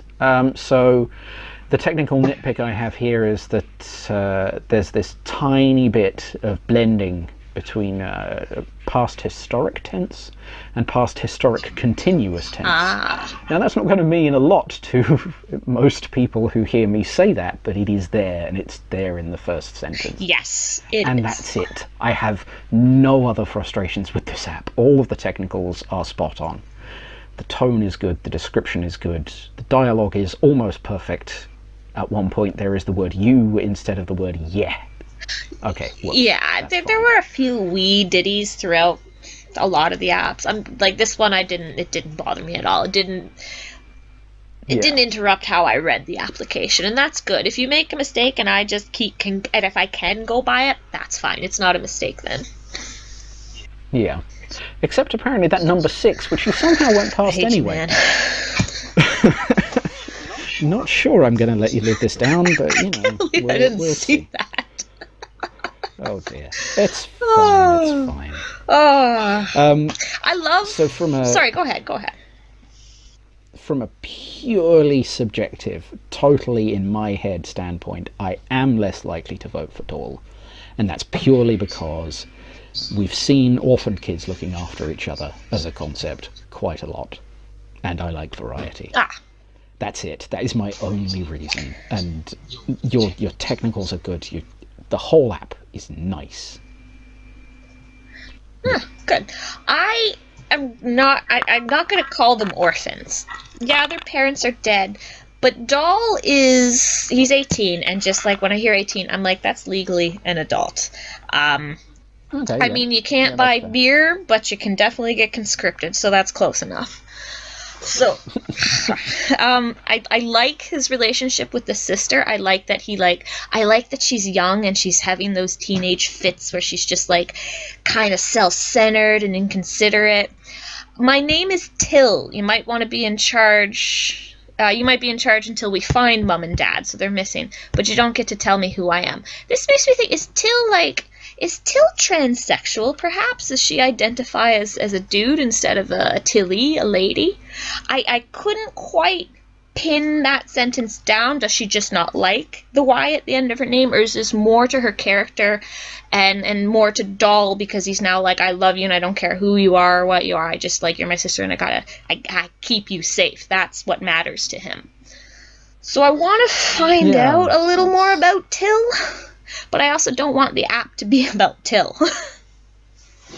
Yeah, it's a tricky one, isn't it? I didn't catch much out of that. My only interpretation was that Tilly is a diminutive, and she doesn't like that. I mean, and that's definitely one way to look at it. Maybe it's a childish name, and she, she's, I think it says she's 14 or 15 seasoned. She's like, in her eyes, she's an adult now. She can take care of herself. Yeah, she's kicking back against the childish concepts, just like, I'm not a kid anymore, go away. Yeah, that's very teenage. Yeah, and I think that's why I like the relationship between Dawl and Till so much, is because they are kids without their family, and, he's an adult in the eyes of the world, but you're not an adult at 18. You're not there mentally, you're not there mature-wise, so he's having all this responsibility shoved onto him, and he's dealing with it. To all the 18-year-olds listening, no offense meant. What are they gonna do? Try and bully me? My rent's more intimidating. Oh no, let's not have an actual age war in the ROC. That would be a bit much. I was 18 once, I thought the it was all that. veterans stuck around for so long that they became their own faction and declared war on the rest of us. Oh no. I mean, we've had our share of drama, but that would take Oh my god, I'd pay to see that. A full 6 figures, pay perhaps. for it not to happen. God. Yeah, okay, so I mean, yes, the characterization is fantastic, and I think they could drive a lot of good stuff off their characters, especially because, they're young, they're learning, and especially in Tilly's case, they think they know what's going on already, and probably don't. Yeah. I think if Dawl gets in, a really good thing to do to further him and like develop his character without depending on the NBC, kill Till. Kill her. Because then he's gonna... You're a monster. Well, I mean, whatever. I think if she's... Just kill the young one, it's fine. Just do it, man. I think if she's not in the picture and it's on a note of finality, like she cannot come back at any point in time, like I think it'll mean more when he finds his mom and dad or when he finds out what happened to them. I think it'll mean more for his actual motivations. All we really know about him is if you only really know a little bit about each character in every app, but for Dawl, we're given a lot. We know more than anything he's dedicated to his family, and I think if he's lost family and he's looking for family and he gains a new family in the cast, it'll do his character arc really well. Yeah, I mean, found family is definitely a thing, and it could very well benefit him. I wonder... I do wonder if, at the very least, we could spare the infanticide. Kill. You guys can hear that, right? That's not just in my head. Kill. Anyway, I think, you could still maintain the interest by having Tilly run away or something like that. I mean, especially with an overbearing brother, I can definitely see that happening. But yeah, I can see what you mean. There's merit in investing Dawl a little more in what's going on. But on the flip side, the search for family, if you write it right, and Dawl's a good writer here, so he might very well be able to do it. The search for family by itself should be enough. So, yeah, it's all subjective. Yeah. Really. I mean, this whole category is very strong. All these characters, like, I'm interested in. Ooh, who knows? I don't know who I'm gonna vote. We haven't even touched on Novak yet. Let's do that. Yes. All right. Are we done with Dawl? I think I've said everything about Dawl. I pretty much said everything I needed to when I declared that Till must die. So kill Till, Dawl. Seriously, monster, absolutely monstrous. Anyway, yeah, moving on to Novak. I love that he calls them the coin cows, the seals. Because they are little blubbery cows, and to him, they're just coin. I love that little turn of phrase. It brings a little bit more character, a little colloquial inference to Novak. This app tells you a lot about him, actually. This is one of those apps like Dawl where it's actually chock full of information if you squint. Yeah, absolutely. Novak he's just taken over for his old captain. He's part of an industry. He's been in it for so long that he's picked up the vernacular. He's, although he's familiar with everything that's going on, the only thing that's recently changed is his rank. Mm-hmm. There's all of this stuff going on. Yeah, there's no one there to tell him what to do. It's now him running the shots. And I like that. He's got to tell people what to do. And then we carry on through, and we've got some fantastic lines. I think what was one of my favourites? Where is it? Pardon, Captain, but it stinks of poets. Are we wooing the lions? Brilliant. I was just going to bring that line up. That is my favourite line right there. Pardon, Captain, but it stinks of the poets. So are we wooing the lions? I love it. Yeah. It's just, you can smell the sea salt on it. You absolutely can. And yeah, like you said, coin cows it's one of these tiny little things that shows that the author has put effort into not only building the character, but building the environment around the character as well. And if you can get a bit of colloquialism in there that A, makes sense, B, is believable, and C, is immediately intuitable, you've done a really good job. Absolutely. So from the first word, we know that this app has put a lot of attention in. Mm-hmm. It's really good. Yeah, like I said, you can smell the sea salt. This app, when I was doing my silly voice readings, I got so into it. I enjoyed reading it. I enjoyed doing the voices. I love the twist that comes at the end, where he hears it talk, and it's just a moment like, oh my God, that would be earth-shattering. And it does. It throws him for such a loop. He literally just, he can't do anything for a minute there. He absolutely freaks out. Yeah, I love it. And that is such a reasonable reaction, too. That would be like a dog coming up to me and be like, yo, can I bum a smoke? I'd be like, what? And I'd run or explode. Either way, it wouldn't be a pretty reaction. just stand there for about 5 seconds and then boom, gone. I can imagine that, yeah. And then the other stoat coming by and the club slamming home. I thought that was so good. What a good way to just punctuate that scene. Yeah, and the stoat, he's like, I don't care, I'm just doing what I'm told. Yeah. Smash the baby seal. That's terrible. And there's these wonderful little nuggets of information in here. Pictures of fish etched upon the sand. Novak's once closed eyes missed. So, has he been in denial all along? These are things we don't know, but the taste is there. Yeah. Is it because now he's in a position of authority? He's allowed to acknowledge what he's doing is terrible? And I'm sure if you scroll up, there's something in there. What was it? Oh, there was some reference somewhere to his old captain saying, "Don't ask questions. It just makes for an awkward job." Yeah, and I think this app works in that way because you are led to believe maybe he has been blocking out that stoat that then kills the pup. That was him. Now he's his captain, and no one's telling him what to do. He's allowed to acknowledge that this job is kind of evil, just like the whaling industry. Actually, I like that. This app is kind of like. You can compare it to it's contemporary. You can compare it to our actual history, and it works in the Redwall universe too. Yeah, it's really quite impressive like that. And this very ending, the very last bit where, okay, I admit initially on first read I thought he was walking away from the Seafarer life completely. I was a bit concerned about that. But he storms past in search of answers. Mm-hmm. You know, he builds the scene, everything that happens when a ship comes home and things start spooling up. All the tradesmen come along, all the cargo is offloaded, and then he just burns past it all and goes off somewhere else looking for what the hell just happened. Love that. All that detail, brilliant. The nameless ship, you know, they're unloading cargo, the butcher's there for the fat, the carpenter to prepare the ship, the florist for the rose oil that was mentioned earlier, and he's just, he doesn't care.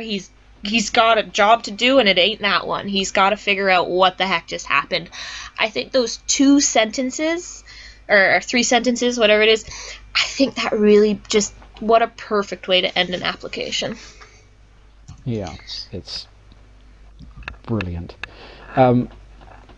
My single technical nitpick, again, it was with the very first sentence. Coin cows on the beach. Okay, fine.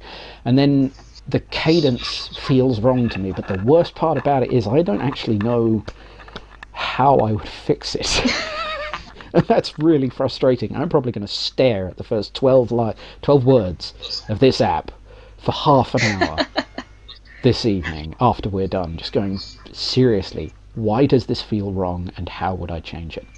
Those are the worst. Because there's something in there. Because you got no real justification to not like it, but you can't put your finger on what it is about it. Yeah, exactly. Yeah, it's just this one bit, and you're like, something a bit weird there, but what is it? What's going on? So yeah, Novak, absolutely love him. Again, a risky app. You know, he ends questioning everything. And there's the word world building too. Doing. Yeah, and he's 42. He's been doing this for a while. I smell a midlife crisis. And he is now. Oh yes, I mean justified midlife crisis in this case, to be honest. Although Novak, bright orange convertible, I think that might have to happen if he doesn't get in. He still speaks with a seafarer accent. Oh. Yeah, I wonder if we can talk Vizon into it. No, that would be mean. She's got a lot of art to do already. So yes, this category, absolutely spectacular. I was really impressed with the entire category. Yeah. Like, there's no there's no writing that is objectively weak in here anywhere. There are bits I would change, but that's just me. Everything in here is solid, really solid. Yeah, those apps, they definitely deserve their top 3 position. So, congratulations to the Seafarers. I have no idea who I'm going to vote for. Okay, so I think that was another 5-minuter. Oh, nice. I don't know how long I can stay. I think I'm okay. Okay, well, you want to try one more category? Carry on for a while longer. Right, let's try one more, but I can probably stick around for more, given we're going at 5 minutes now. Okay, well, let's see what happens. How about we tackle the hunter for now? Oh yes. Okay. Hello, Ashtad, a snake who, in my mind, has reading glasses, and nobody can take that away from me. No, they also wear a sweater. It's a tube sock with the toes cut off. Oh yes, that's perfect. Yeah. This is a cute app. I love the Dormouse Martin's ghost, the way he exclaims that. Cute little, I love references to Redwall. Just a note for the contest. Anyone that puts in a reference to a past Mossflower Odyssey competition, you immediately get brownie points from me. I love that stuff. I love that the Dormouse, he's such a cheeky fellow that I almost I can't picture Ashtad without this Dormouse. He's spared by the snake, and he's full on I'ma die, and the snake is nah, not today, I'm not hungry. But instead of just, counting his graces and getting the hell out of Dodge, he sticks around to give the snake attitude. And I feel this is where Ashtad thrives, in that he's never been faced with this before, and he's called out on something. You're a pet, not a judge, and he's just alright, you know what? You can prove it to me, and I'll promise I will help you find justice if what you're saying is true. I love a couple of lines in there. I don't have to eat you to kill you. Okay, yeah. And there's another one in there as well. I don't remember where it is, but it's something along the lines of, sorry, do you want to Yeah, die? like this Dormouse is Because, just... you know, I've told you I'm not going to eat you, and you're just going off on one. Like, would you rather I just put you out of your misery? I know, if Ashtad had hands, he'd be smacking this mouse. Absolutely. And there's a flip side to that, which is, you know, I feel like quite a lot was invested in this NPC. Yeah. And we do lose a bit of Ashtad to it, because what do we have? We have, okay, Snake in his den with some trinkets and some books. That's good. I like that. That's almost all we've got. We finish off with, you know, this... I want to say that what they're trying to say is that Ashtad becomes a hunter of truth, which is right on the edge of where I allow the category hunter to go to. But it is there, I'll give it that. You know, in spirit, you could crowbar it into the word hunter. I think I'd be happy for him to make it in, but he'd have to work quite hard to reconcile these tones of, you know, almost investigative detective work, I think is what the mouse has implied. Mm-hmm. You know, I was framed, we're looking for the truth, prove it and you'll find true justice, etc., etc. So Ashtad being a detective snake with a lippy NPC sidekick, I do enjoy the premise, absolutely. You know, there's good technicals throughout, but I do think we focus a lot on that NPC, and we could have done with more Ashtad detail. Yeah, we don't actually... More understanding of Ashtad as a character. Yeah, we don't get a whole lot of that because it's coming through the Dormouse. The Dormouse is standing there with a smirk on his face, basically just like nitpicking Ashtad himself, and that's kind of where we're more learning about him through the Dormouse. Like, hey, I see you have this book, and it's not Ashtad saying, hey, look at all my cool books, I'm a nerd. It's the Dormouse being, you know, I see this about you, I see this about you, and have I struck a nerve? Are you going to help me now? And yeah, that's a good point. You know, the character who is doing all of the things, taking all of the actions in this app, is the NPC. Yeah. For what Ashtad does do, like, the writer, like, it's well-written app. It flows really nicely, it's plumb. But yeah, the writer needs to focus on Ashtad. You might not have this nameless Dormouse in the contest for whatever reason. Maybe you'll find a way to kill him off, maybe you don't even want him around. So you're going to have to explore Ashtad more, and, like, you're going to have to go into the contest with a backstory flushed out to play catch-up, I think. Yeah, I don't see any way of bringing Ashtad in without a time dump, at least. I want to mention, I like that the snake pats his belly with his tail. Yes. I thought that was nice. It just says, look here, a semi-digested bandit. Yes, I think that's a hilariously adorable little detail, and that's one of the reasons I like this app. It's the little things in it that make the app. Yeah, it has... it manages to balance solid writing with this sort of extra playfulness, because it has to be droll because of how it works. You know, there's this mouse giving a snake lip when the snake could just say, you know what, never mind, I changed my mind, you're dead now. And he could so easily do that. But no matter how often Ashtad, like, threatens this Dormouse, I knew he wasn't going to do it. Yeah, there is that feeling as well, isn't there? It's just like, Ashtad, you don't want to, you know?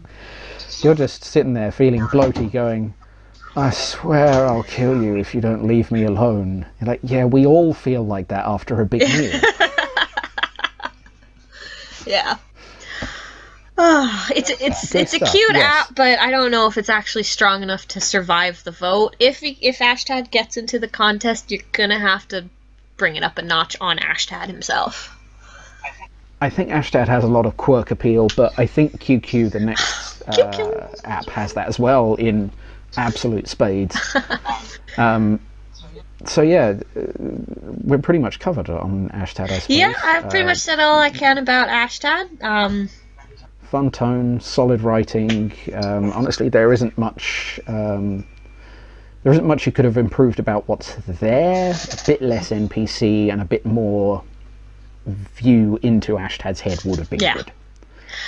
And I think that's really it. All right, let's tackle Kew-Kew. Kew-Kew is the creature that went around and took all the birds out of every cuckoo clock and put an effigy of himself in there. Yeah. I love Kew-Kew. To this day, I don't know what the heck or where it is. Is it a weasel-ferret mix? Is it a rat weasel? Is it some crazy species we just don't have a name for? So I'm just going to go ahead and Google it. I don't think they're real, because all I've got here are computer game illustrations and somebody's first sonar. So I'm going to close that tab. Alright, let's say where it is his own different thing. I'm going to picture him as like a kind of a Wolverine, badgery, muscled type of creature. Yeah, I think that sounds about right. I think, really, though, what Kew-Kew meant to put was cryptid. For their species. Cryptid or cuckoo. You know, just, frankly, unknown. Okay. It's like the old one. You don't really need the species to enjoy the character. Yeah, you kind of don't. It's quite interesting. And I love... So, yeah, I love Kew-Kew. Yeah. I love his interaction with Margaret, the only NPC. It's another one where there's only 2 characters in there. I love that, once again, he's like, I'm not going to kill you, just like Ashtad was to the Dormouse. But it's not, I'm not going to kill you, I'm going to get you killed. I'm going to use you as bait. And I just thought, what a lovely twist. I really thought maybe he and Margaret were going to, especially because he hugs her, I'm like, oh, maybe they've made a new friend, and she's going to be like, oh no, I've been kidnapped, how unfortunate. But no, he's literally going to feed her to an eagle so he can kill the bird. Love it. Yeah, that's, I do love, especially in light of the hug. I love that in particular. You know, let's just have a nice moment, a hug, it's all good, and now I'm going to dangle you from a tree until you get eaten by birds. And he says, what? His whole tone, his whole attitude, his whole charisma is so consistent throughout the app. This character has one function, and it is silly, and I love it. No matter what he's doing, he's Kew-Kew. He's this semi-savage, crazy thing, and it's darling. I love Kew-Kew. It's absolutely brilliant. I love him to bits. I love he taps her on the nose. Like, what a cheek. He's a cheeky one, that one. I don't know how else to phrase it in, PG terms. There would be some swearing involved, I mean, not much more than that. The absolute only comment I had on Kew-Kew at all was that I thought his descriptions, or the app's descriptions of Kew-Kew, should have started out from the feather charms and the bird parts and then built in to the fact that he absolutely wasn't. And that's it. That's the only thing I would have changed, because I looked at it and I was like, okay, wear it with some bird bits. That's fine. I think it would have had more impact if you'd gone, bird? No, not bird. Ooh, absolutely not a bird. If your mind had gone that way when reading the descriptions. Yeah. But that's it. That's my only thing. That's a good point. That would have just added a little more emphasis, a little bit of dramatic dread before we get to the, it's a silly wear it. But I think this app, it's one of those what you see is what you get out of Kew-Kew, and he's just a rascal. Absolutely. And it's a really good, fun read. I love the fact that he actually goes around cawing like an eagle. I love that he has an eagle feather skirt. I love that you are thrown a little backstory, and at first it's like, oh, his mom was killed by a bird. We've heard this one before. But no, because he's so bonkers, I don't even care that his mom was killed. I want to see him do more stuff. You just want to see a wear-it launch themselves into the air and stab an eagle in flight. And I bet if he flapped his arms hard enough, Kew-Kew could fly, man. I believe in Kew-Kew. Oh no. Is that a new hashtag? I think it is. Hashtag I believe in Kew-Kew. You heard it first. Kew-Kew for president. You heard it here first, folks. I do believe in Kew-Kew. Yeah, I would love... brilliant. I mean, it's got Sorry, go ahead. It's just got this continuous, brilliant, fun voice all the way through, and okay, there's one concern, which is how exactly is Kew-Kew going to interact, interestingly, with sane characters? With the birds. That's a question. But clearly, yes, he's just going to interact with the birds, and hopefully the birds will be positive about it. They'll just blink once or twice and then go, yeah, sure, you're a bird, whatever. Yeah. Or it could be a whole character development arc for him. Either way, I'd be satisfied. I'd be satisfied if everyone just was like, okay, he thinks he's a bird, we'll treat him like a bird. There you go, big guy, have fun. Versus, I'm not a bird, oh no, existential crisis. Either way, it's gonna work for this guy. So, another midlife crisis, but this one's only 25. So absolutely brilliant. Love it to bits. I've literally no other feedback. I know. Kew-Kew's fun. He's an all-around fun guy. Kew-Kew is enormous fun. Old one. Species, Wolverine, gender, male, age, hella old. I like, this is a risky app. Like, the species, the Wolverine, the only way that I care, the only reason I care that he's a Wolverine is because he is a hunter, and he has come to Mossflower because his old bones can't handle the north anymore, so he's here doing what hunters do, getting the easy prey. And it makes sense. If you told me he was a weasel, sure. If you told me he was a ferret, a weret, a badger, a fox, a wolf, it's inconsequential to this app. This is a risk. It's beautifully written. The prose reads like poetry. I love the description of him, like he's hunted, I think, a rat. And he strips the clothes off because that's what you do to game. You skin it. And so it's just him and the prey, and I like that he sings and he can't hear it. He's so old, but he still sings it. He's almost got a kind of like a magical property to him. Like he's a little mystical, but I don't believe there's anything actually magic about him. He's just, I don't know. Yeah, I mean, this is pretty much the notes I have about him as well. I use an academic term here. He's mytho-historic. So I'm talking about, the really primal history stories. One of the most obvious examples would be some of the mythological scene setting for Watership Down. Yes. With Ella and all of the mythology around that, this idea. Everything will kill you, and so I'll let you run, kind of thing, yeah. Yeah, and this is that perfect intersection. I adore this app, I really do.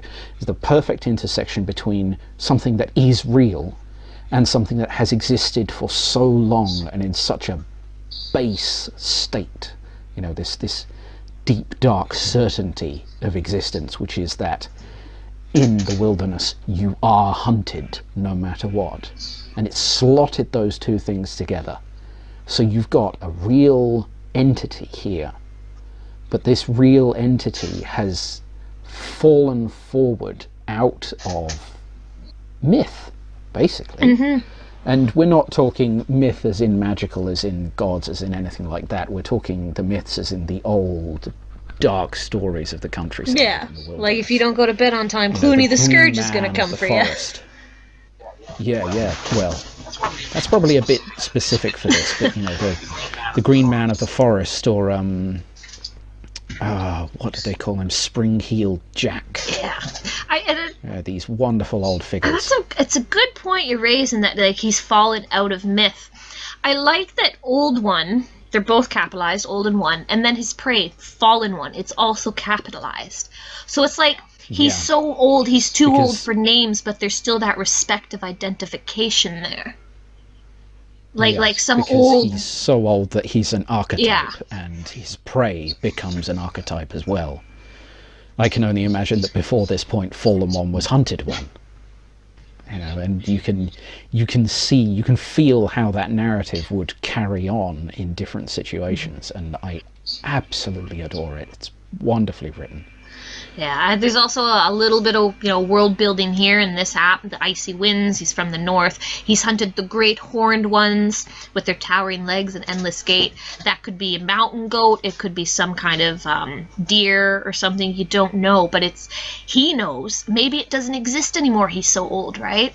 It's just enough of an inference of a world outside this beautifully written application. And I really enjoyed this one because there's so much. It makes you think. It really does. It makes you think, like, this is a boss. How did he survive this long just doing this? Like, and now he could be a villain in Mossflower, right? Because his morals are just survival of the fittest, and these ones... Like, he's just this totally inexorable force that comes, and if you're unlucky, you get singled out in the woods one night, and that's it. You're dead. It's just a matter of time. Like, this application, it gives me shivers to talk about it. It's so beautifully written, and there's so much that could come from it.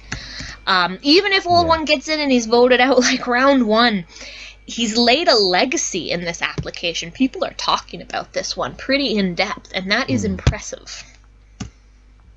Yes, it always is. And I mean, when I first read Old One, I have to admit, I love risky applications.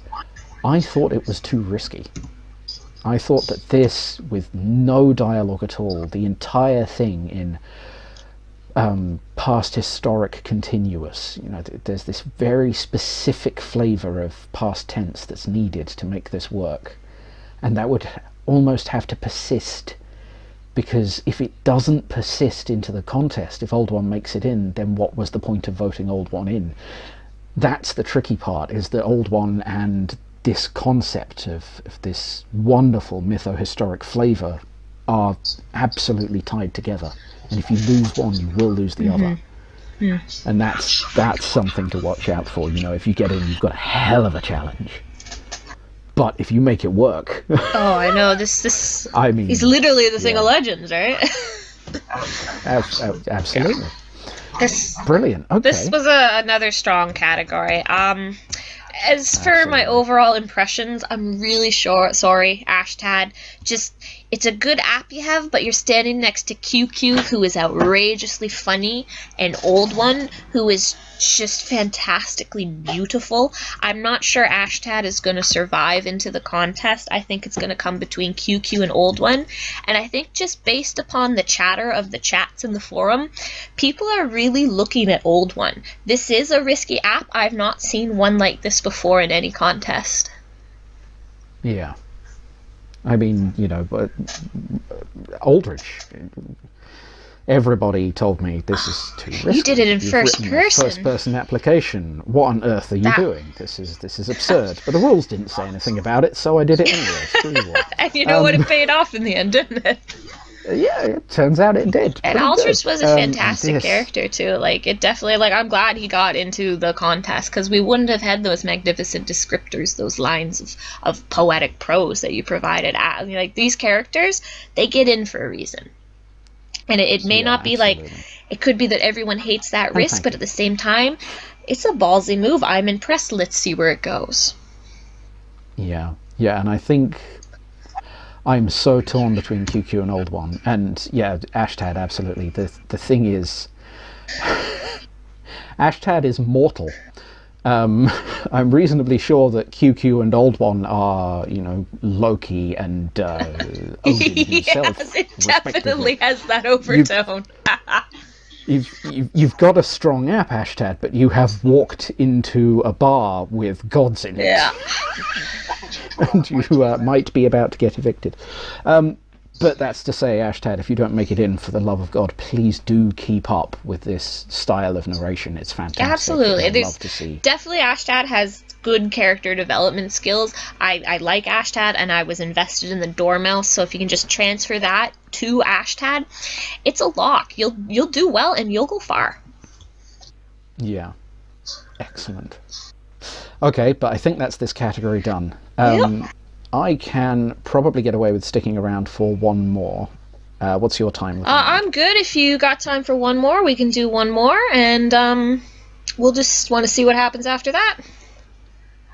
Excellent. Okay. Yep, sounds good to me. So let's talk about the Guardians. We'll just go down the list there. Yeah. And Priideep. I like the name. Ooh, a little trill on the re. Yes, Yeah, that's fair. I studied amphibians and reptiles herpetology for a short while, and I know Priideep has her species as just frog. I am thinking of I have a particular species of frog in mind. It's called a spring peeper. Or spring cheaper, depends where you are. And their whole thing is in spring, they literally sit there and peep at you. And it's a wonderful noise. And it's a noise, just like Priideep. So that's why I'm thinking that. So already I'm like, my biologist, my scientist mind is like, okay, maybe. So they're a frog. Maybe they'll expand on that in the contest. Maybe they can use that app ambiguity to their advantage. Because there are some crazy frogs out there, man. There are frogs that will break their bones and stab you with them. There are frogs that will eat snakes. There are frogs that if you lick them, oh, hell, man, you're in for a good time. And there are other frogs that if you lick them, you are in for a very, very bad time. Frogs. Yes. They're like the mushrooms of the animal world. Don't say that. Oh, no. Oh, Lucan's going to spread Priideep all over poor Saint, what's her name's bed sheets now. Oh, no. Scooby-Doo. Oh, that's a terrible idea. I liked the dialogue. I liked it in the brackets. It lets you know, yeah, she ain't speaking English, but at the same time, we're gonna, you can read it. You don't have to like decipher hieroglyphs or anything like that. So I like that. It's a good touch. I don't think it's particularly outside the box. I think it's just very practical, and I like that practicality. It gives you something to do in the contest, like you're going to have this arc of communication there. I'd be very disappointed if Priideep showed up and was just like, oh, hey, I also happen to speak, common tongue too, hurrah. That would disappoint me. Okay, fair enough. I mean, yeah, I completely agree. The squackets are just a totally stylistic thing. Could have put them in italics, could have designated it anyway, whatever. I did, however, find the dialogue was kind of quite instructional. So it felt to me, in places, much more like a list of things the reader is meant to know, rather than actual back-and-forth dialogue. Yeah, like the younger toad, or frog rather, like, hey, what was your best fight? And she's just like, nah, the ducks or the snake, right? And then I think it was Matra that said this. It might have been Vizon. It reads a bit like a resume, actually. Yes, that's it. Yeah, it reads a little bit like just going through deeds one by one, and that can work. It does detract from this one, because that dialogue is a little...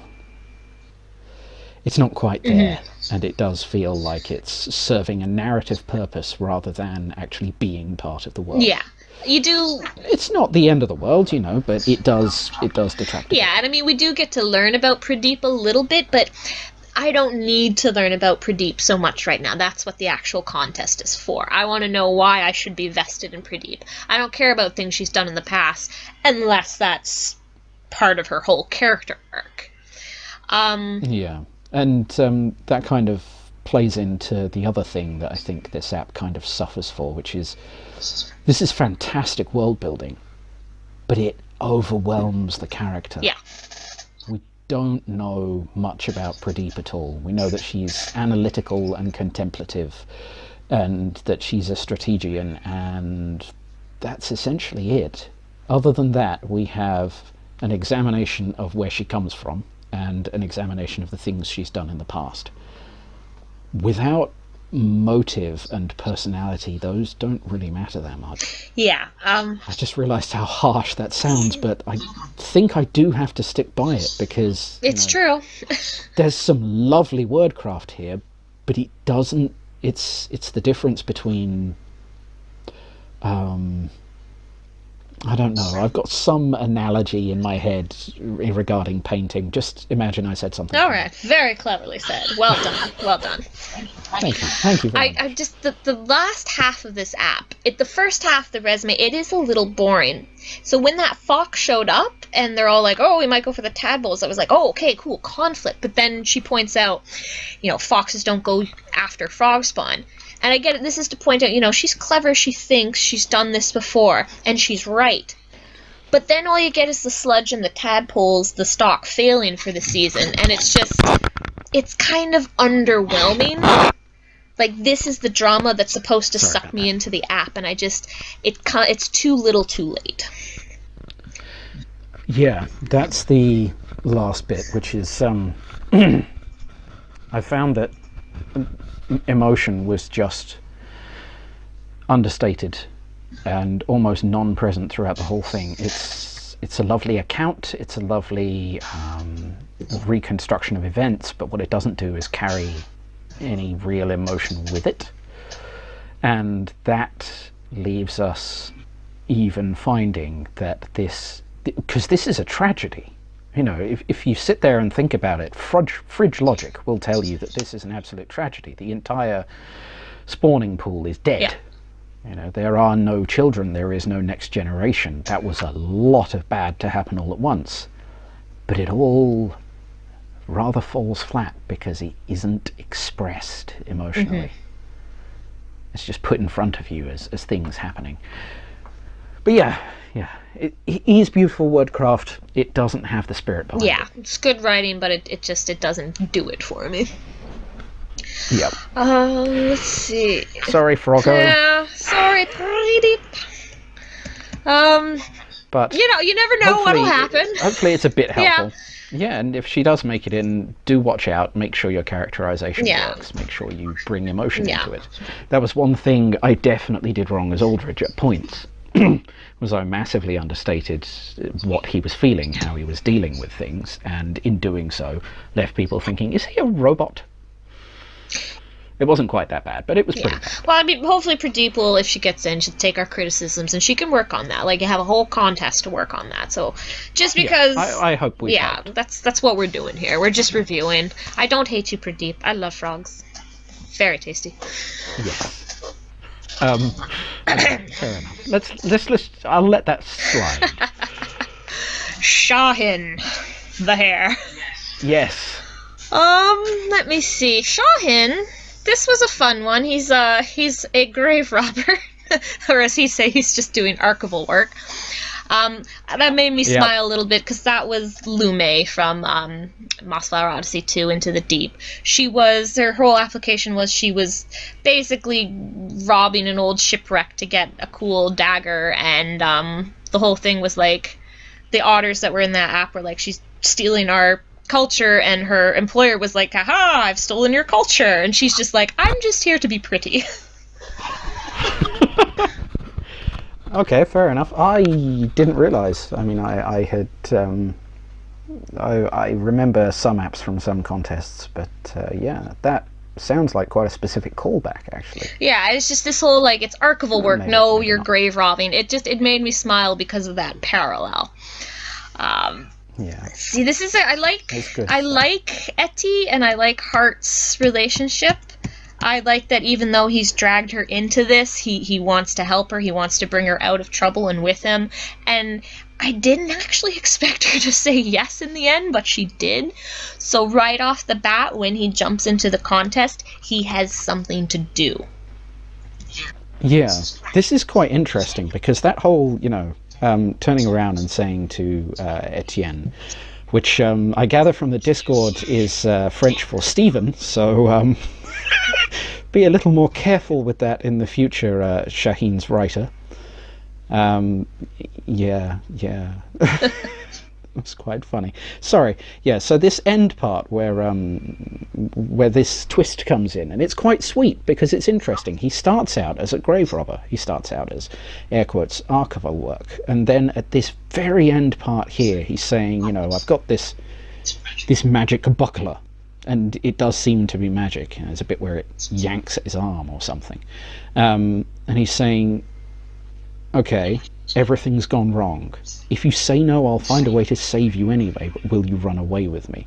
And I think that's meant to be the beginning of him becoming a guardian. Yeah, I think that's where it starts. It's like he's going to fix this mistake and help her. at his own risk, because it is his fault that she's in this situation. He's basically ruined her career in life. He has to help her.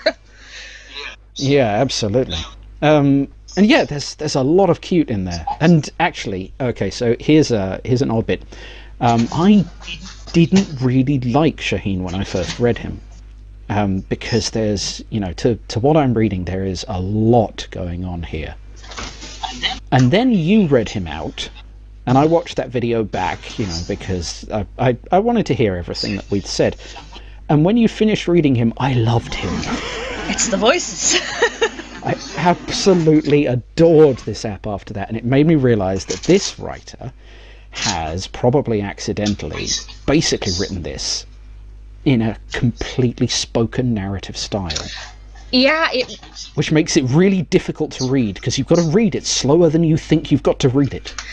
That's one of the reasons I like to do these app readings, because it gives you a whole new perspective. I've shifted a few people's opinions, because like Shahin, you read it and you're like, it's ho-hum, or oh, I really like it, and then you hear it and it becomes a completely different story. And I agree, Shahin is one of those writing styles that it's got like a stage flair for dramatics. Like, this is a dramatic app. It's fun. There's just a little bit of camp to it in the whole friendship aspect. Like, she actually says yes. Or he actually, he just the magic bits that are inferred, or maybe they're just his instincts. Like, these are things that you can explore. If this character gets in, he's got to keep it up, though, and that's going to be really hard because it's a written contest. So I think Shahin is a really fun app. It's going to be a hard contender, though. This author is going to have trouble, I think. Yeah, that's definitely what I mean. There's a flip side to that. This could just be the result of somebody writing 1,000 words and then cutting it down. And there's always that too, right? Like, you want these... Because it kind of just feels like yeah. Oh, there's always that, right? Yeah, this is the only issue with the word limits, is that it does get you a bit distorted. Did you happen to mention the second sentence right now? Because there is a redundancy there, and it did throw me a little bit when I was reading it. And I think it's one of those things that you only pick up when you say it out loud. The long, dried, and crumbled flowers in every nook belayed the dried and crumbled status of their occupants. Everything's crumbling, you don't have to say it twice. Yeah, that's an odd one. It's very pretty. The word belied means the exact opposite of what Shahin's writer thinks it does, which is a shame. It gives the lie too, it proves the deception behind is what belied means. Somebody pointed out on the Discord, and I haven't been able to stop thinking about it since. No. But it's clearly meant to be something like the long dried and crumbled flowers betrayed the dried and crumbled status, something like that. I don't know. I think it works really nicely. It hammers it home. You're in a tomb. Everything is gone. There is just dust and time, and that is it. And that's quite nice. But it's also redundant wording. Yeah. And you only have 600 words to spare. In particular feels like it did not have the space to play like that. Yeah. This app is very cramped. That's why I didn't like it on the first read. But it does work. But it didn't have space for those extra 4-6 words. So yeah. Shahin, I think Shahin actually might have done a little bit better in the wild card category than the Guardian itself, because it is a good app. Yeah, the dried and crumbled. It is redundant when you read it, but it when you say it out loud, it sounds good. Or if when you're reading it in a particular intonation in your mind, it sounds good.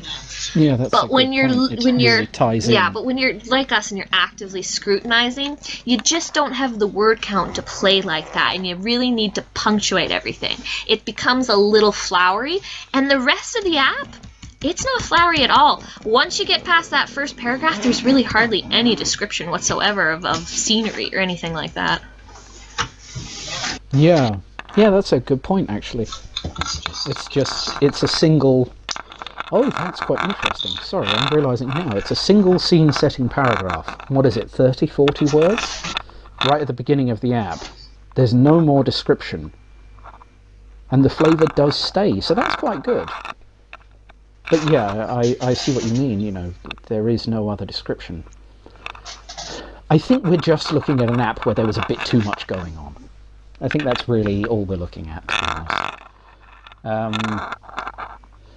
The thing that really catches me is that bit at the very end, where he's like, Etienne, will you run away with me? Now we've got reviewers. We've got loads of reviewers. They're all dissecting all the apps, and there's two different things people are taking away from this. Totally different. One is that he's turning his life around. He is going, damnation, the love of my life is under threat. This is too much. I need to change and fix and be good for her. And the other half are saying, you absolute jerk, stop leading her on like this. I like that. Yeah, There's this huge dichotomy, and we don't know. We just don't know from what's here which way it's going to go. Yeah, he could turn out Whether to be a he's total being good to dickhole. Etienne, He whether could he's turn just out to be the hero he wants to be.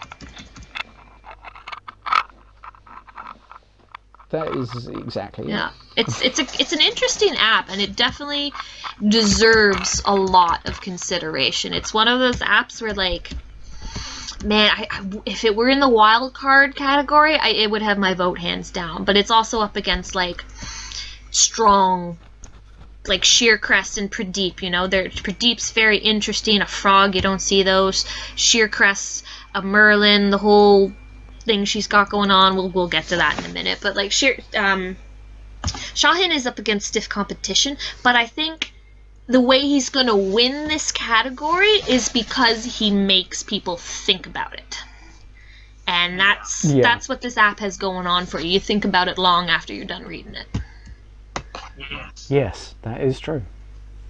Okay, so, Sheercrest? Yes, the middle-aged female Merlin. Caca. Sorry, my pickup went completely silent there. I couldn't tell whether you'd finished your sentence. You're picking me up now, though, right? Oh, yeah, I gotcha. So Sheercrest's an interesting one. The technicals are all completely solid. This is perfectly written. You know, the words are all where they should be. Everything is fine. The tone is a bit weird. And I only say this because there's a lot of stock phrases in there. Winds buffeting, snow-capped treetops, hot tears welling in his eyes. None of these go so far as to be cliche, but a lot of them are definitely stock phrases. Yeah, we've heard them a million times. Exactly, yeah, that cuts the app a bit for me. There's a lot, you know, that we've essentially read before. Yeah. And it feels like it needed time, because what this app does brilliantly, gorgeously, is scene setting. Loads of scene setting. And it does hit you with, you know, Sheercrest she feels guilt, enormous guilt. What it doesn't tell you is why. Yeah, until later. I don't see the why in there. Well, no, I don't quite mean that.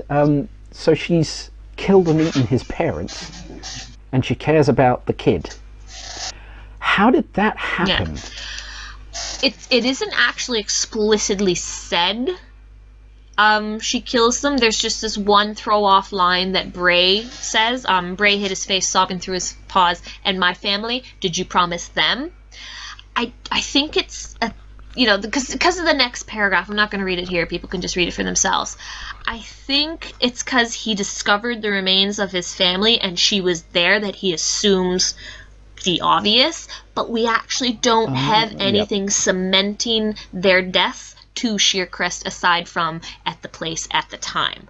No, we don't, do we? So it could be the guilt of failure. Yes, perhaps As in, she was just... for some reason, she was guarding the whole family and failed. Yeah, or perhaps she just stumbled upon the scene and found this poor guy, and he's an orphan, and so she took him in, and, you know, he thinks, you're a bird, you did this, I hate you, but they're all they have. You know, Sheercrest and Bray, that's it. That is their weird oddball family that is left. And I like that relationship, because when I first started reading this, I was thinking, oh, she's a guardian, but she's a slave hunter? That's weird. And then I realized, oh, no, there's far more to this, eh? And then, of course, we're not even told half the story, so there's even more to that. Yeah. That's interesting. There's,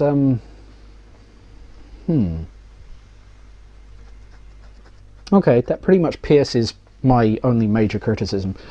Oops, sorry. Because I thought it was fairly heavily implying, and I think quite a lot of other readers, because I do remember seeing this coming up in the Discord as well, or on reviews, one or the other, probably both. I think quite a lot of people have intuited that what this means is she ate the parents, so that's a bit of ambiguity that hasn't paid off. Yeah, if that makes sense. I mean, if you do read it and assume that that she isn't the thing that devoured the mother and father, then fair enough. But I don't know. It seems like if there's an ambiguity that can, in any of its interpretations, sabotage the character's premise, then the ambiguity probably shouldn't be there. And that is true. But this is a very meta-level criticism, you know. The app is nicely written, there's good stuff going on in it. I mean, it is very stock, that I have to say, but it's well put together. Yeah. It is... It's like Elias, it is a bit of a vanilla app. You have the guardian and the orphan, and you have the whole love-hate relationship.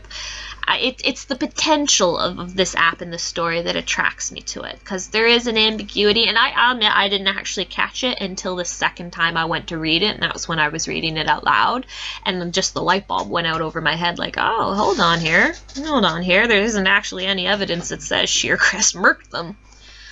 So, and that's when I started to get a little more interested in this character.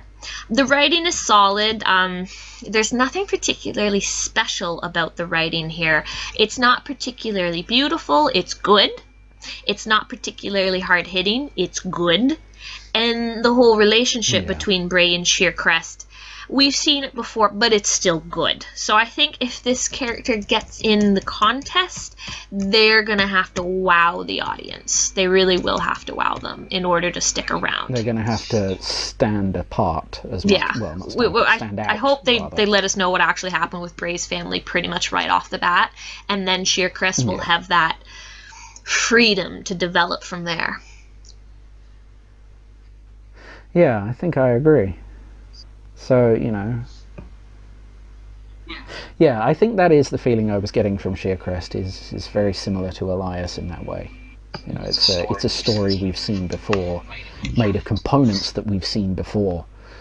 And what you're asking, you know, what you're doing in submitting this app is saying, here's what I want to do, trust me to do it. And if you're doing that with standard components, you've got to have something in there that really flares up and says, and this is why it's worth it. Yeah. And that's the bit I think I need. That's why I like a high-risk app, because if a high-risk app works, it really works. Oh, yeah. It sets itself way above and beyond any normal application. But then if a high-risk app fails, you can still look at it and go, okay, you made the shot. I respect that. You shot for the moon, and you hit yourself in the face, but that's fine. You gave it a go. I mean, that's what these applications are for. Like, you gotta wow us. Not everything's gonna wow us. But just in my experience, if you try your hardest and you do a crazy out-of-the-box app, and you get to the top 30 and everyone hates your character, you still accomplished what a lot of people didn't. You made it to the top 30, you impressed someone had faith in you. So viewers, don't ever be scared to actually take the risk. If it falls flat, it falls flat. So what? You pick yourself up, you try again. If it goes crazy, great, fantastic. either way, these apps are the ones that you need to watch and learn from. And I really hope these characters, if they get in, I hope they listen to all the reviews. I hope they take what's useful. And I really want to see this contest absolutely flourish. This is a contest like the plot line. Oh man, I want to be in this so bad. Oh, for me. Excellent. You're just like, make me that warrior. I want to be that one. The one who, is reliable for 2/3 of the story, then does something absolutely wacko that utterly saves the day at the beginning of Act 3. That's me. Or whichever other one, your call. But yes,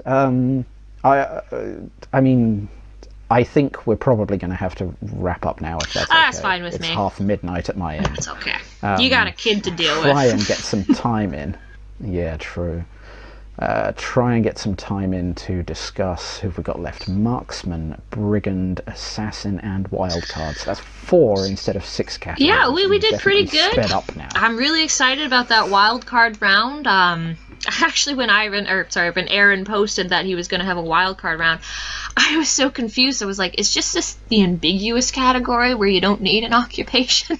And it took me a while to figure out, no, he's literally just picking the 3 applications that everyone liked that just didn't quite make it. So I'm really excited. Yeah. The wildcard's going to be really exciting. I really can't wait till we get to the assassins. It's going to be good. This is going to be a really good contest, and my hopes are very high for it. Excellent. Same here. I'm thoroughly enjoying what we've got so far, and everything. There's so many people have drifted back into the community. It's wonderful. It's all kicking back off. It's fantastic. The nostalgia is just... there's the minus side, which is every time I see an old familiar face come in, I'm reminded of how old I am. I know. Y'all got kids, and I'm just sitting here with a chainsaw.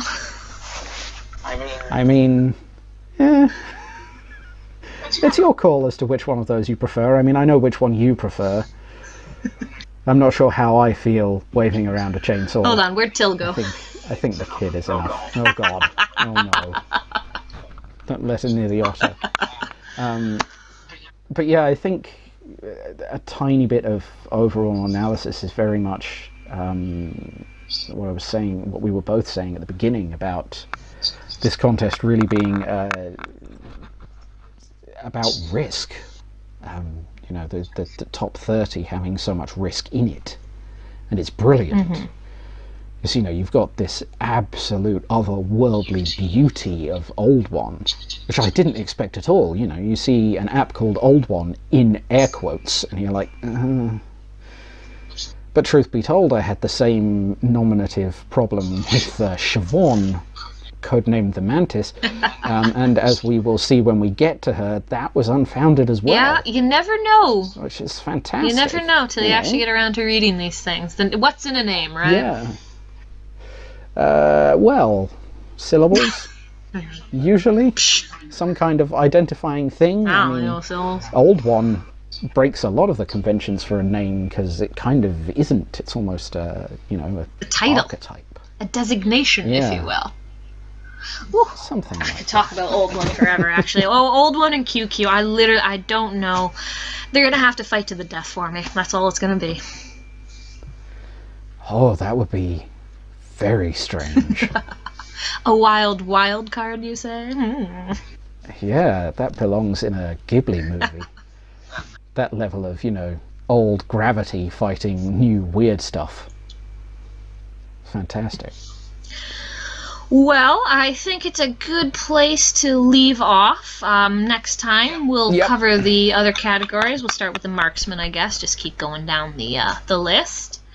And in the meantime, thank you to all our listeners. Good luck to all the top 30. Please remember, these reviews are not personal, and if I'm not pronouncing your name right, it's your fault for not knowing how to spell.